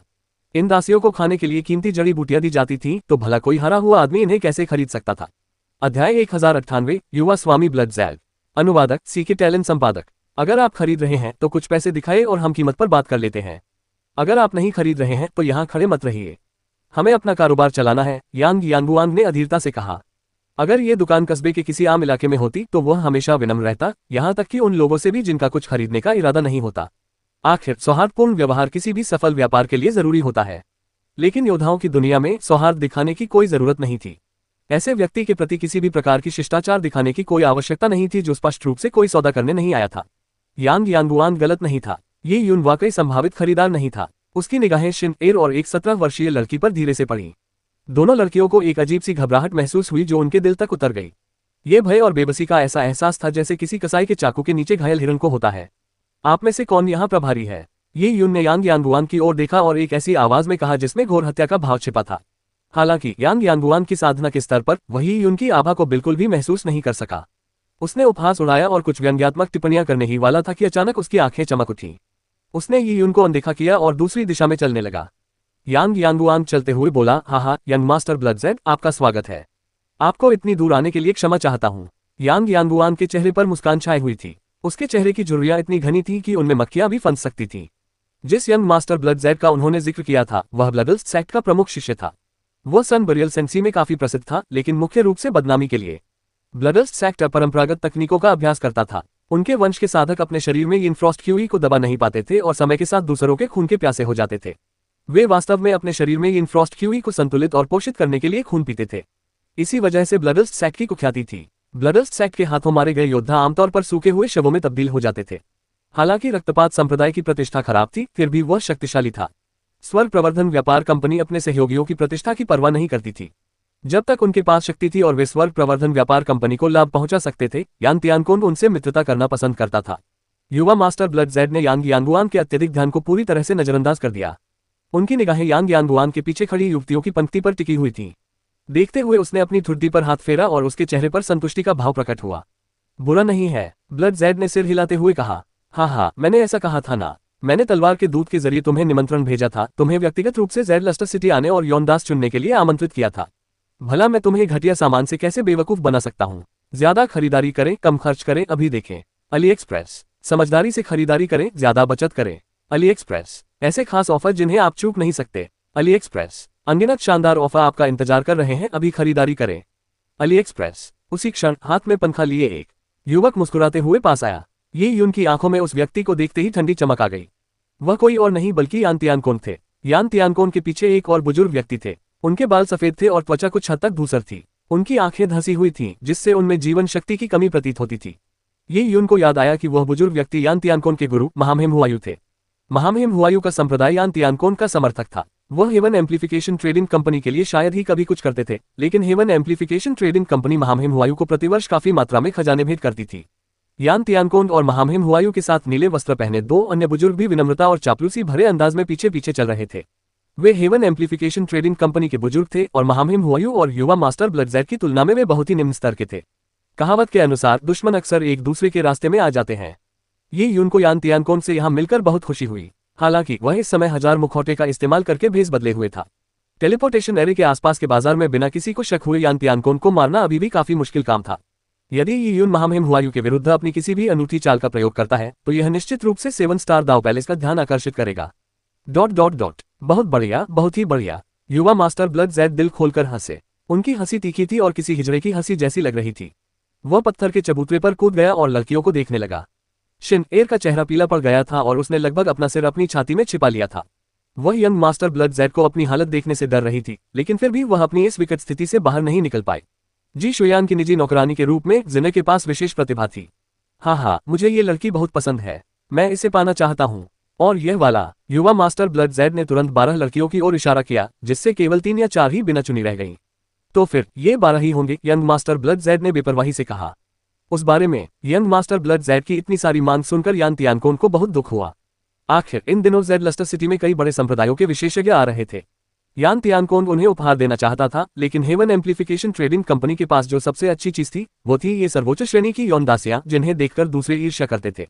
अगर वो उन सभी को ब्लड ज़ेड को दे देता तो उसे और भी ढूंढने की परेशानी उठानी पड़ती। क्यों आप उनसे अलग नहीं होना चाहते? युवा मास्टर ब्लड ज़ेड ने थोड़ा भौहें चढ़ाकर हल्के स्वर में कहा। उनका उपयोग करने के अलावा मुझे कभी कभी भोजन के लिए रक्त की आवश्यकता होती है। एक युवती का रक्त काफी स्वादिष्ट होता है। 12 लड़कियों का रक्त मेरे लिए 1 साल का खर्च भी नहीं होगा। फिर भी आप तैयार नहीं हैं? डिवाइन सीक्रेट्स ट्रेडिंग कंपनी की लड़कियों के कानों में यंग मास्टर ब्लड ज़ेड के शब्द किसी शैतान की हंसी की तरह गूंजे। उनके द्वारा खर्च शब्द का प्रयोग ये दर्शाता था कि वे उन्हें इंसान नहीं समझते थे। ऐसा कैसे हो सकता है? बिल्कुल, मैं तैयार हूँ। यान तियानकोन ने जल्दी से अपना लहजा बदलते हुए चापलूसी भरी मुस्कान दी। उसने यांग यांगुआन की ओर हाथ हिलाते हुए कहा, सलाहकार यांग, कुछ बुरी महिलाओं को ढूंढो और उन्हें अच्छी तरह से धोकर युवा स्वामी ब्लड ज़ेड के कमरे में भेज दो। जी स्वामी जी। यांग यांगुआन के चेहरे पर मुस्कान थी, लेकिन आदेश देने ही वाले थे कि अचानक उनका चेहरा उतर गया। उन्होंने देखा कि हरा हुआ ये यून अभी भी पत्थर के चबूतरे के किनारे खड़ा था। यांग यांगुआन कुछ क्रोधित हो गया। उसने अपनी आंखों से अपने कुछ बलवानों को इशारा किया और वे ही उनकी ओर चलने लगे। तुम्हारे जैसे हारे हुए इंसान को यहाँ रुकने की जरूरत नहीं है। जल्दी करो और यहाँ से चले जाओ। अपने उस चेहरे से यंग मास्टर ब्लड ज़ेड को अपमानित मत करो। एक ताकतवर आदमी ने यून को पकड़ने के लिए अपना हाथ बढ़ाया, लेकिन जैसे ही उसने हाथ बढ़ाया उसकी कलाई ठंडी पड़ गई। इसके बाद उसके सिर में असहनीय दर्द होने लगा। उसने सिर घुमाया और देखा कि उसका दाहिना हाथ गायब हो चुका था। वह उसकी कलाई से साफ साफ कट गया था। बलवान व्यक्ति ने भयानक ढंग से ये यून को देखते हुए कराहते हुए कहा। दाढ़ी से भरा और थका हुआ चेहरा उसे इस तरह ठंडे भाव से देख रहा था मानो वह किसी लाश को देख रहा हो। उस ताकतवर आदमी ने ये यून को हरकत करते हुए नहीं देखा था, लेकिन उसका हाथ पहले ही कट चुका था। बदमाश, तू मौत को दावत दे रहा है। यांग यांगुआन गुस्से से आग बबूला हो गया, क्योंकि उसने कभी उम्मीद नहीं की थी कि ये यून अचानक इतनी बेरहमी से हमला करेगा। यह ज़ेड लस्टर टेलीपोर्टेशन एरे था, हेवन एम्प्लीफिकेशन ट्रेडिंग कंपनी का इलाका। फिर भी उसने हेवन एम्प्लीफिकेशन ट्रेडिंग कंपनी के एक प्रथम श्रेणी के गार्ड पर हमला करने की हिम्मत कैसे की? ओह! युवा मास्टर ब्लड ज़ेड ने अपना सिर घुमाकर ये यून की ओर देखा।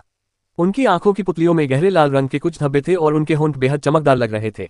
उन्होंने अपने होठों को चाटा और एक मनोरंजक मुस्कान प्रकट की। उन्हें कभी उम्मीद नहीं थी कि यह मामूली शख्स, जिसे वे पहले कभी महत्व भी नहीं देते थे, अचानक हमला कर देगा।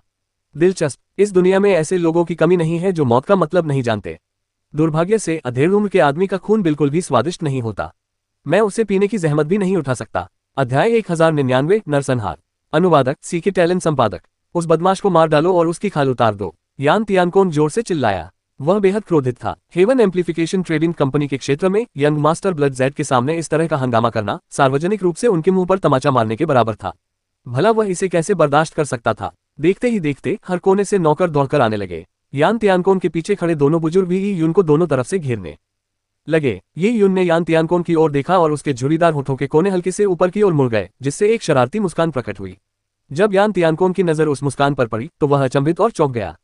किसी कारणवश वह मुस्कान कुछ जानी पहचानी सी लगी, लेकिन चेहरा देखकर साफ पता चल रहा था कि वह अधेड़ उम्र का है और उसकी सेहत ठीक नहीं है। यान तियानकोन को लगा कि वह शायद जरूरत से ज्यादा सोच रहा है। उसने व्यंग्य भरे लहजे में कहा, अब भी मुस्कुराने का मन है? टेलीपोर्टेशन मार्केट में लड़ना यहाँ के नियमों का उल्लंघन है। उसे नीचे गिराओ, लेकिन पहले उसके हाथ पैर तोड़ दो। जैसे ही यान तियानकोन ने आदेश दिया, हेवन एम्प्लीफिकेशन ट्रेडिंग कंपनी के कई सेवक दौड़ पड़े। लेकिन पलक झपकते ही ये यून के शरीर से लगभग 1000 ठंडी किरणें निकली। 999 तलवारें चारों दिशाओं में तेजी से दौड़ी। आगे बड़े सेवक समय पर प्रतिक्रिया नहीं कर पाए। उड़ती तलवारों के वार से उनके शरीर अचानक रुक गए। पल भर में खून फैल गया और अंग इधर उधर बिखर गए। चारों ओर दर्द भरी चीखें सुनाई दे रही थी और वह छोटा सा इलाका पल भर में शूरा के कत्लेगाह जैसा लग रहा था। उस भयानक दृश्य ने डिवाइन सीक्रेट्स ट्रेडिंग कंपनी की लड़कियों के चेहरों का रंग उड़ा दिया। उन्हें पता ही नहीं चला कि ऐसा खौफनाक जल्लाद कब प्रकट हो गया था। हालांकि इन लड़कियों की नजर में उसका आतंक यंग मास्टर ब्लड जेड से कहीं बेहतर था, जो इंसानों को खाता और खून पीता था। ओह, इतने सारे सेवकों को एक साथ मरते देख युवा स्वामी ब्लड जेड ने आखिरकार ये उनको गंभीरता से लेना शुरू कर दिया। यह एक प्रतिभाशाली व्यक्ति था, कोई साधारण घुमंतु योद्धा नहीं। लेकिन फिर भी युवा मास्टर ब्लड जेड चिंतित नहीं थे। बुरा नहीं है, आप जैसे व्यक्ति को गुमनाम नहीं रहना चाहिए। आपका नाम क्या है? युवा मास्टर ब्लड जेड को सन बुरियल सेंसी के आसपास ऐसा कोई व्यक्ति याद नहीं आ रहा था जो उड़ने वाली तलवारों का इस्तेमाल करता हो। तुम्हारे जैसे मृत व्यक्ति को मेरा नाम जानने की कोई जरूरत नहीं है। ये यून ने ब्लड जेड को ठंडे लहजे में देखा। हाँ हाँ हाँ हाँ, युवा मास्टर ब्लड जेड जोर से हंसे, मानो उन्होंने दुनिया का सबसे मजेदार चुटकुला सुना हो। आज तक कोई मेरे सामने इतना घमंडी नहीं हुआ। इस बात को नजरअंदाज कर देखिए, आप मेरे मुकाबले के नहीं हैं। अगर आप मेरे कुछ वार झेल भी लें तो मेरे ब्लडस्ट सेक्ट के विशेषज्ञ ज्यादा दूर नहीं है। उन्हें यहाँ पहुंचने में बस कुछ ही पल लगेंगे। क्या आपको लगता है कि आप जैसे अकेले व्यक्ति बच सकते हैं? यंग मास्टर ब्लड जेड के पीछे महामहिम हुआयू भी हंसे। उनके सामने खड़ा व्यक्ति सचमुच कुछ नहीं जानता था। उसके आसपास कई मित्र भी थे, वे भी तुरंत अंदर आ जाएंगे और जब वह समय आएगा तो ये एक आसान शिकार बन जाएगा। उस समय वह स्वाभाविक रूप से अपनी पहचान छिपा नहीं पाएगा। रिक्तवाद संप्रदाय, ये यून ने बेपरवाही से मुस्कुराते हुए कहा। जब उसने पहली बार हमला किया था तो उसने अपनी दृष्टि को हर दिशा में फैलाकर छानबीन की थी। वास्तव में भयानक लोग 7 सितारा दाव महल के उपराजकीय स्वामी के स्तर के लोग बहुत पहले ही सूर्य दफनरेत सागर में गहराई तक प्रवेश कर चुके थे। हालांकि टेलीपोर्टेशन एरे के आसपास विशेषज्ञ मौजूद थे, लेकिन उनसे ये उनको कोई खतरा नहीं था। बेशक उसे अपनी पहचान उजागर न करने का पूरा ध्यान रखना था, कहीं ऐसा न हो कि वह 7 स्टार दाव पैलेस के घातक इरादे को आकर्षित कर ले। ये यून अचानक एक कदम आगे बढ़ा और उसके शरीर से एक काले भूरे रंग की आभा निकली। उस आभा का विशाल और राजसी वातावरण अवर्णनीय था। जब वह चारों ओर फैली तो हर किसी को लगा कि वे उससे बच नहीं सकते। ऐसा लग रहा था मानो उस आभा ने दुनिया को घेर लिया हो और उन्हें किसी दूसरी दुनिया में पहुंचा दिया हो। वह क्या है? ब्लड जेड और महामहिम हुआयू घबरा गए। उस रहस्यमयी आभा ने उनके चारों ओर के अंतरिक्ष को सील कर दिया था। ऐसा लग रहा था मानो वे बाकी दुनिया से अलग थलग पड़ गए हो। डिस्क सरणी, आपको एक प्राचीन डिस्क सरणी प्राप्त हुई? महामहिम हुआयू ने आश्चर्य से पूछा। उनके अनुसार केवल एक प्राचीन डिस्क सरणी ही अंतरिक्ष को सील कर सकती थी। ये यून मुस्कुराया और सिर हिलाते हुए बोला, यह मेरा दाव क्षेत्र है। ये दाव डोमेन ये यून का विनाश दाव डोमेन था। उसने अपने चारों ओर अंतरिक्ष को घेर लिया था, जिसमें ब्लड जेड और हुआयू फंसी हुई थी। इस तरह अलग थलग होने के कारण वह उन पर कोई भी चाल चल सकता था और बाहर से कोई भी उसे देख नहीं पाता। स्वाभाविक रूप से इससे उसकी पहचान उजागर होने से बच जाती। एकमात्र खतरा यह था कि क्या ब्लड जेड और हुआयू में उसके विनाश दाव डोमेन को नष्ट करने की क्षमता थी, अन्यथा वे उस क्षेत्र में फंसे रह जाएंगे। दाव डोमेन, अपनी बड़ाई करना बंद करो। ब्लड जेड भी एक विद्वान व्यक्ति था। यह असंभव था कि इतना विशाल और भव्य दाव डोमेन, जो ऐसा प्रतीत कराता था मानो वह पूरे ब्रह्मांड का सामना कर रहा हो, किसी मामूली व्यक्ति द्वारा उत्पन्न किया जा सके। शायद 7 सितारा दाव पैलेस का महामहिम स्वामी भी इस स्तर का दाव डोमेन उत्पन्न करने में असमर्थ था। ये यून ने उसका खंडन करने की जहमत नहीं उठाई। उसने आगे कहा, मैं तुम्हें बताना भूल गया था, मेरे दाव क्षेत्र में समय बहुत तेजी से चलता है। बाहर के लोगों की प्रतिक्रिया करने से पहले ही मेरे पास तुम सबको खत्म करने के लिए पर्याप्त समय है। ये यून के बोलते ही उसने अचानक अपने हाथ हिला दिए। चा चा चा, दर्जनों ठंडी किरणें निकली और सीधे यांग यांगुआन की ओर बढ़ी। यांग यांगुआन बुरी तरह भयभीत हो गया था। वह किसी भी तरह से प्रतिरोध करने में असमर्थ था। दर्जनों उड़ती हुई तलवारें उसके शरीर में घुस गईं और उसके अंग पूरी तरह से कीमा और हड्डियों के टुकड़ों में बदल गए। उसके धड़ को भेदने वाली उड़ती हुई तलवारों ने उसे पत्थर के चबूतरे पर जकड़ दिया था और खून लगातार बह रहा था। पत्थर का चबूतरा लड़कियों की कतार के ठीक पैरों के पास था। वे भयभीत होकर अपने छोटे छोटे मुंह खोलकर देख रही थीं। उनकी आंखों में भय और सुखद आश्चर्य का भाव था। उन्हें विश्वास ही नहीं हो रहा था कि यांग यांगुआन, जो इतने ऊंचे और शक्तिशाली ढंग से उनके भाग्य पर राज करता था, मर जाएगा। वह एक शक्तिशाली गुट से आता था जिसने उसे 1 सदी से भी अधिक समय तक कुटिल कृत्यों में लिप्त रहने की छूट दी थी, फिर भी वह उनके पैरों के नीचे मर रहा था। यांग यांगुआन की आंखें धुंधली हो गई थीं और उसके मुंह से खून बह रहा था। वह सांस लेने से ज्यादा सांस छोड़ रहा था। यह स्पष्ट था कि वह ज्यादा देर तक जीवित नहीं रह पाएगा। वह अपनी पूरी ताकत से संघर्ष कर रहा था और गुस्से में स्पष्ट स्वर निकाल रहा था। अपनी मृत्युशैया पर वह यह मानने को तैयार नहीं था कि अंत ऐसा होगा। उस समय जी शुयान ने तुम्हारे हाथ पैर काट दिए थे, लेकिन तुम्हारी जान बख्श दी थी। किसने सोचा था कि तुम्हारे जैसे बूढ़े कुत्ते को बचा लिया जाएगा? तुम्हारे हाथ पैर तो फिर से जोड़ दिए गए थे, लेकिन इस बार मैंने तुम्हारे सारे हाथ पैर काट डाले हैं।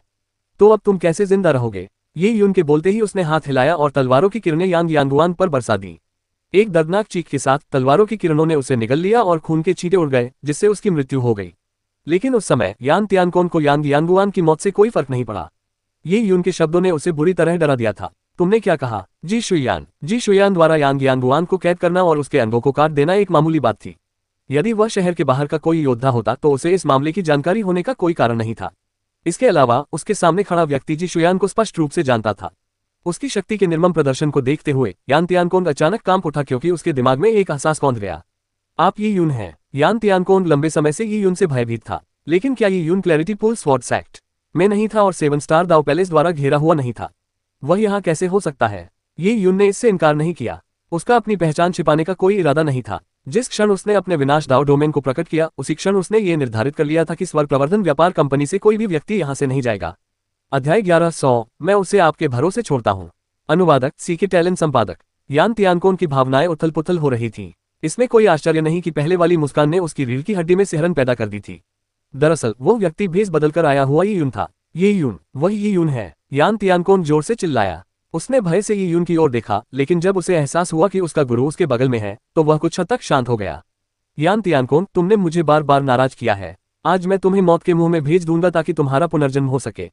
ये यून ने आलस्य से कहा। वह अपने राज्य का स्वामी था, जिससे उसे यान तियानकोन पर पूर्ण नियंत्रण प्राप्त था। क्या तुम मुझे मारना चाहते हो? कोशिश करके देख लो। यान तियानकोन के बोलने से पहले ही वह महामहिम हुआयू के पीछे एक स्थान पर पीछे हट गया था। साथ ही उसने चुपके से एक ध्वनि संचार मंत्र को निष्क्रिय कर दिया। हालांकि उन्हें पूरा भरोसा था कि महामहिम हुआयू उन्हें ये यून से बचा लेंगे, फिर भी वे 7 स्टार ऑक्शन कंपनी को सूचित करना चाहते थे। वे ये यून को पकड़ने के लिए अपने विशेषज्ञों को भेजना चाहेंगे। ये यून ने गुप्त गतिविधि देखी थी, लेकिन उसने अपने हाथ अपनी पीठ के पीछे कर लिए और इसे पूरी तरह से नजरअंदाज कर दिया। क्या तुमने संदेश भेजना पूरा कर लिया? ये यून ने मुस्कुराते हुए कहा। उसका विनाश क्षेत्र अंतरिक्ष को बाहरी दुनिया से पूरी तरह अलग कर चुका था। अगर यह एक साधारण ध्वनि संचार मंत्र को भी नहीं रोक सका, तो विनाश नियमों को सीखने में बिताया गया सारा समय व्यर्थ हो गया होगा।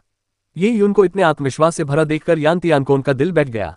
उसे एहसास हुआ कि उसके लिए जानकारी भेजना नामुमकिन था। अब एकमात्र रास्ता ये यून को मारना ही था। बुरा तरीका नहीं है। ऐसा लगता है जैसे ईश्वर की कृपा तुम पर है, तभी तो तुम्हें इतनी प्राचीन विद्या प्राप्त हुई है। युवा मास्टर ब्लड जेड ने सचमुच ये यून को देखा। इस बार उनके चेहरे पर पहले जैसी घृणा नहीं थी। ये यून, मैंने तुम्हारे बारे में कहानियां सुनी है। कहा जाता है कि तुम्हारी प्रतिभा मध्य राज्य दिव्य क्षेत्र में सर्वोच्च है। यहाँ तक कि 7 स्टार दाव पैलेस भी तुम्हें एक चमत्कार मानता है। मैं तुमसे मिलने की बहुत इच्छा रखता था। युवा मास्टर ब्लड जेड मुस्कुराया। उसकी आंखों में लालच की चमक थी। मेरा रक्तपिपासा संप्रदाय ऐसी तकनीकों का अभ्यास करता है जिनमें रक्त का सेवन आवश्यक होता है। इन जैसी सुंदरियों का रक्त स्वादिष्ट तो होता है, लेकिन साधना की दक्षता के मामले में यह अद्वितीय प्रतिभाओं के रक्त से कहीं कमतर है। ये यून, तुम्हारा रक्त मेरा है। तुम्हारा अवश्य ही कोई विशेष अनुभव रहा होगा। तुम्हारी अंतरस्थानिक अंगूठी मेरी होगी और मैं ईश्वरीय कृपा से तुम्हें प्राप्त प्रकाश को प्राप्त करूंगा और तुम्हारी विरासत को आगे बढ़ाऊंगा। जैसे ही यंग मास्टर ब्लड जेड ने बोलना शुरू किया, उनकी ऊर्जा अचानक भड़क उठी और उनका ऊपरी हिस्सा उड़ गया। उनके शरीर पर लाल बाल उगने लगे और उनके दांत नुकीले हो गए। वे जंगली जानवरों के दांतों जैसे दिख रहे थे। यद्यपि तुम प्रतिभाशाली हो, पर तुम्हारा विकास अभी पर्याप्त समय तक नहीं हुआ है। आज मैं तुम्हें समय का अंतर दिखाऊंगा। तुम हमारी वंश परंपरा में अंतर भी समझोगे। जैसे ही युवा मास्टर ब्लड जेड ने ये कहा, उनकी आभा लगातार बढ़ती गई। ये यून की पलकें तन गईं। 10,000 परियों के स्वर्ग में मनुष्य थे, इसलिए ये स्वाभाविक ही था कि आंग देवता के स्वर्ग में परियां हों। ऐसा लगता था कि रक्तपिपासा एक परियों का संप्रदाय था। इसी से यह बात समझ में आती है कि उन्हें मानव रक्त क्यों पसंद था। तो तुम एक लाल फर वाले बंदर के सिवा कुछ नहीं हो। सोचो, तुमने कितनी बकवास की है। ये यून ने तिरस्कार पूर्वक कहा। ये यून के व्यंग्य को सुनकर युवा स्वामी ब्लड जेड क्रोधित हो गए। आपको अपनी आसन मृत्यु का कोई अंदाजा नहीं है। उसका शरीर अचानक फूल गया और वह दहाड़ उठा। चा चा चा। उसके हाथों के पिछले हिस्से में 3 लंबे पंजे उगाए जो ब्लेड जैसे दिखते थे। वे अचानक ही उनके गले पर वार करने लगे। गर्जन। उसी क्षण युवा मास्टर ब्लड जेड के पीछे एक विशालकाय लाल फर वाला राक्षसी प्रेत प्रकट हुआ। यह उनकी फे वंश की शक्ति थी, लेकिन ये यून ने यंग मास्टर ब्लड जेड के खिलाफ सिर्फ अपना हाथ हिलाया, जिसने उसकी वंश परंपरा को सक्रिय कर दिया था। 999 उड़ती हुई तलवारें निकली और जैसे कोई बर्फीला तूफान आ गिरा हो, यंग मास्टर ब्लड जेड के पंजे उन उड़ती हुई तलवारों से टकरा गए। पाई पाई पापा। धातुओं के टकराने की कर्कश ध्वनि गूंज उठी। संपूर्ण विनाश क्षेत्र तलवारों की चमक और पंजों की छायाओं से भर गया। युवा मास्टर ब्लड जेड, जो आंशिक रूप से अपने फे रूप में परिवर्तित हो चुके थे, अपनी सारी पूर्ण सुंदरता खो बैठे थे। ऐसा लग रहा था मानो वे सचमुच एक जानवर बन गए हों। वाह वाह वाह वाह। अचानक यंग मास्टर ब्लड जेड के लाल फर की लंबाई बढ़ गई और वह टेंटिकल्स की तरह बाहर निकल आए, जिससे 1000 स्नो फ्लाइंग सेबर हवा में ही बंध गए। युवा मास्टर ब्लड जेड के लाल फर एक सख्त और तन्य जाल की तरह थे, जिसने उड़ती हुई तलवारों को पूरी तरह से जकड़ लिया था। उड़ती हुई तलवारें लगातार स्पंदित हो रही थीं, लेकिन खुद को मुक्त नहीं कर पा रही थीं। हा, मैं तुम्हें मरा हुआ देखना चाहता हूँ। युवा मास्टर ब्लड जेड ने अपने फर में लिपटी सैकड़ों उड़ने वाली तलवारों के साथ ये यून पर हमला करना शुरू कर दिया। उग्र युवा मास्टर ब्लड जेड का सामना करते हुए ये यून ने अपना हाथ पलटा और उसमें एक जंग लगी टूटी हुई तलवार प्रकट हुई। क्या तुम मुझे अपनी उस तलवार से मारना चाहते हो? यंग मास्टर ब्लड जेड के लाल बाल उछलकर बाहर आए और ये यून के हाथों की ओर तेजी से बढ़ने लगे। लेकिन ठीक उसी क्षण ये यून की तलवार घोर अंधकार में तब्दील हो गई। ऐसा लगा मानो संसार का सारा प्रकाश ये यून की तलवार में समा गया हो। तलवार के सामने स्थान और समय अर्थहीन प्रतीत होते थे। तलवार का सामना करना ब्रह्मांड की विशालता का सामना करने के समान था। ये यून ने अपनी तलवार की शक्ति को तलवार में समाहित कर दिया। ऐसा लगा मानो वह सुदूर अतीत विशाल अंतरिक्ष को भेदते हुए सीधे यंग मास्टर ब्लड जेड की छाती में जा लगी हो। ये बहुत तेज था। यह न केवल तीव्र था बल्कि इससे बचना पूरी तरह असंभव था। तलवार मानो साक्षात आकाश और पृथ्वी थी। भला कोई कैसे बच सकता था जब पूरी दुनिया ही उस पर टूट पड़ रही हो। जब तक किसी की साधना का स्तर और नियमशास्त्रीय अंतर्दृष्टि ही उनसे अधिक न हो जिससे वह उसकी मुद्रा को तोड़ सके, तब तक उसकी तलवार का विरोध करने का कोई तरीका नहीं था। पुआह! तलवार की किरणों से हवा में लहराते लाल फर के अनगिनत रेशे कटकर अलग हो गए और चारों ओर खून के छींटे बिखर गए। युवा मास्टर ब्लड ज़ेड का शरीर बुरी तरह कांप उठा और वह टूटे हुए बोरे की तरह पीछे की ओर उड़ गया। Boom! Young master blood Z विनाश क्षेत्र की सीमा से टकराने से पहले उछलकर वापस आया और अंततः जमीन पर बुरी तरह गिर पड़ा। इस प्रहार ने न केवल यंग मास्टर ब्लड ज़ेड के शरीर को भेद दिया था बल्कि उनकी जीवन शक्ति को भी नष्ट कर दिया था। टूटी हुई तलवार जिस पर किसी तरह खून की एक बूंद भी नहीं लगी थी, हाथ में लिए ये यंग मास्टर ब्लड ज़ेड के पास पहुंचा। मुझे लगा था कि आप में पर्याप्त शक्ति है, लेकिन आप तो आखिरकार जियानफेई घो के स्तर के ही हैं। ये यून ने अपना सिर हिलाया। अनजाने में ही वह इतनी शक्तिशाली अवस्था तक परिपक्व हो चुका था। एजोर वुड ग्रेट वर्ल्ड की यात्रा ने उसे बेहतर बना दिया था और अब सन बरियल सेंसी में उसने और भी कई उपलब्धियां हासिल की, खासकर तलवारबाजी में। इन उपलब्धियों ने ये यून की शक्ति को तेजी से बढ़ने में मदद की। अब सन बरियल सेंसी के साधारण योद्धा ये यून का प्रतिरोध नहीं कर सकते थे। यहां तक कि बड़े संप्रदायों के प्रतिभाशाली योद्धा भी उससे बहुत कमजोर थे। केवल जियान वुफेंग और जियान बुई जैसे वरिष्ठ योद्धा ही ये यून को वश में कर सकते थे, लेकिन तब भी उनके बीच का अंतर उतना बड़ा नहीं रह गया था। ये कैसे संभव है? युवा मास्टर ब्लड ज़ेड कांप उठा। वह पहले से ही दाव पहले स्तर पर था और लगभग 5 शताब्दियों से साधना कर रहा था। फिर भी उसके और ये यून के बीच बहुत बड़ा अंतर था। भला कोई ऐसा व्यक्ति जिसने 60 साल भी साधना नहीं की हो, इतनी शक्ति कैसे धारण कर सकता है? उसी क्षण ये यून ने लापरवाही से अपनी तलवार लहराई। वाह! पत्थर के चबूतरे पर खड़ी लड़कियों की कतार पर तलवार की एक साधारण सी किरण गिरी। तालाब की सतह पर हल्की हवा चलने की आवाज के साथ ही शिन एरो और उसके साथियों की धातु की बेड़ियां टूट गईं। तलवार की किरण के नीचे कठोर धातु की जंजीरें चूर चूर हो गईं। लड़कियों को अपनी कलाई और टखनों में कोई दर्द महसूस नहीं हुआ। ऐसी तलवारबाजी वाकई अद्भुत थी। मैं उसे आपके भरोसे छोड़ रहा हूँ। ये यून ने अपंग युवा मास्टर ब्लड ज़ेड को शिन एरो और उसके साथियों के पैरों में इस तरह लात मारी जैसे वह कोई महत्वहीन निकम्मा हो।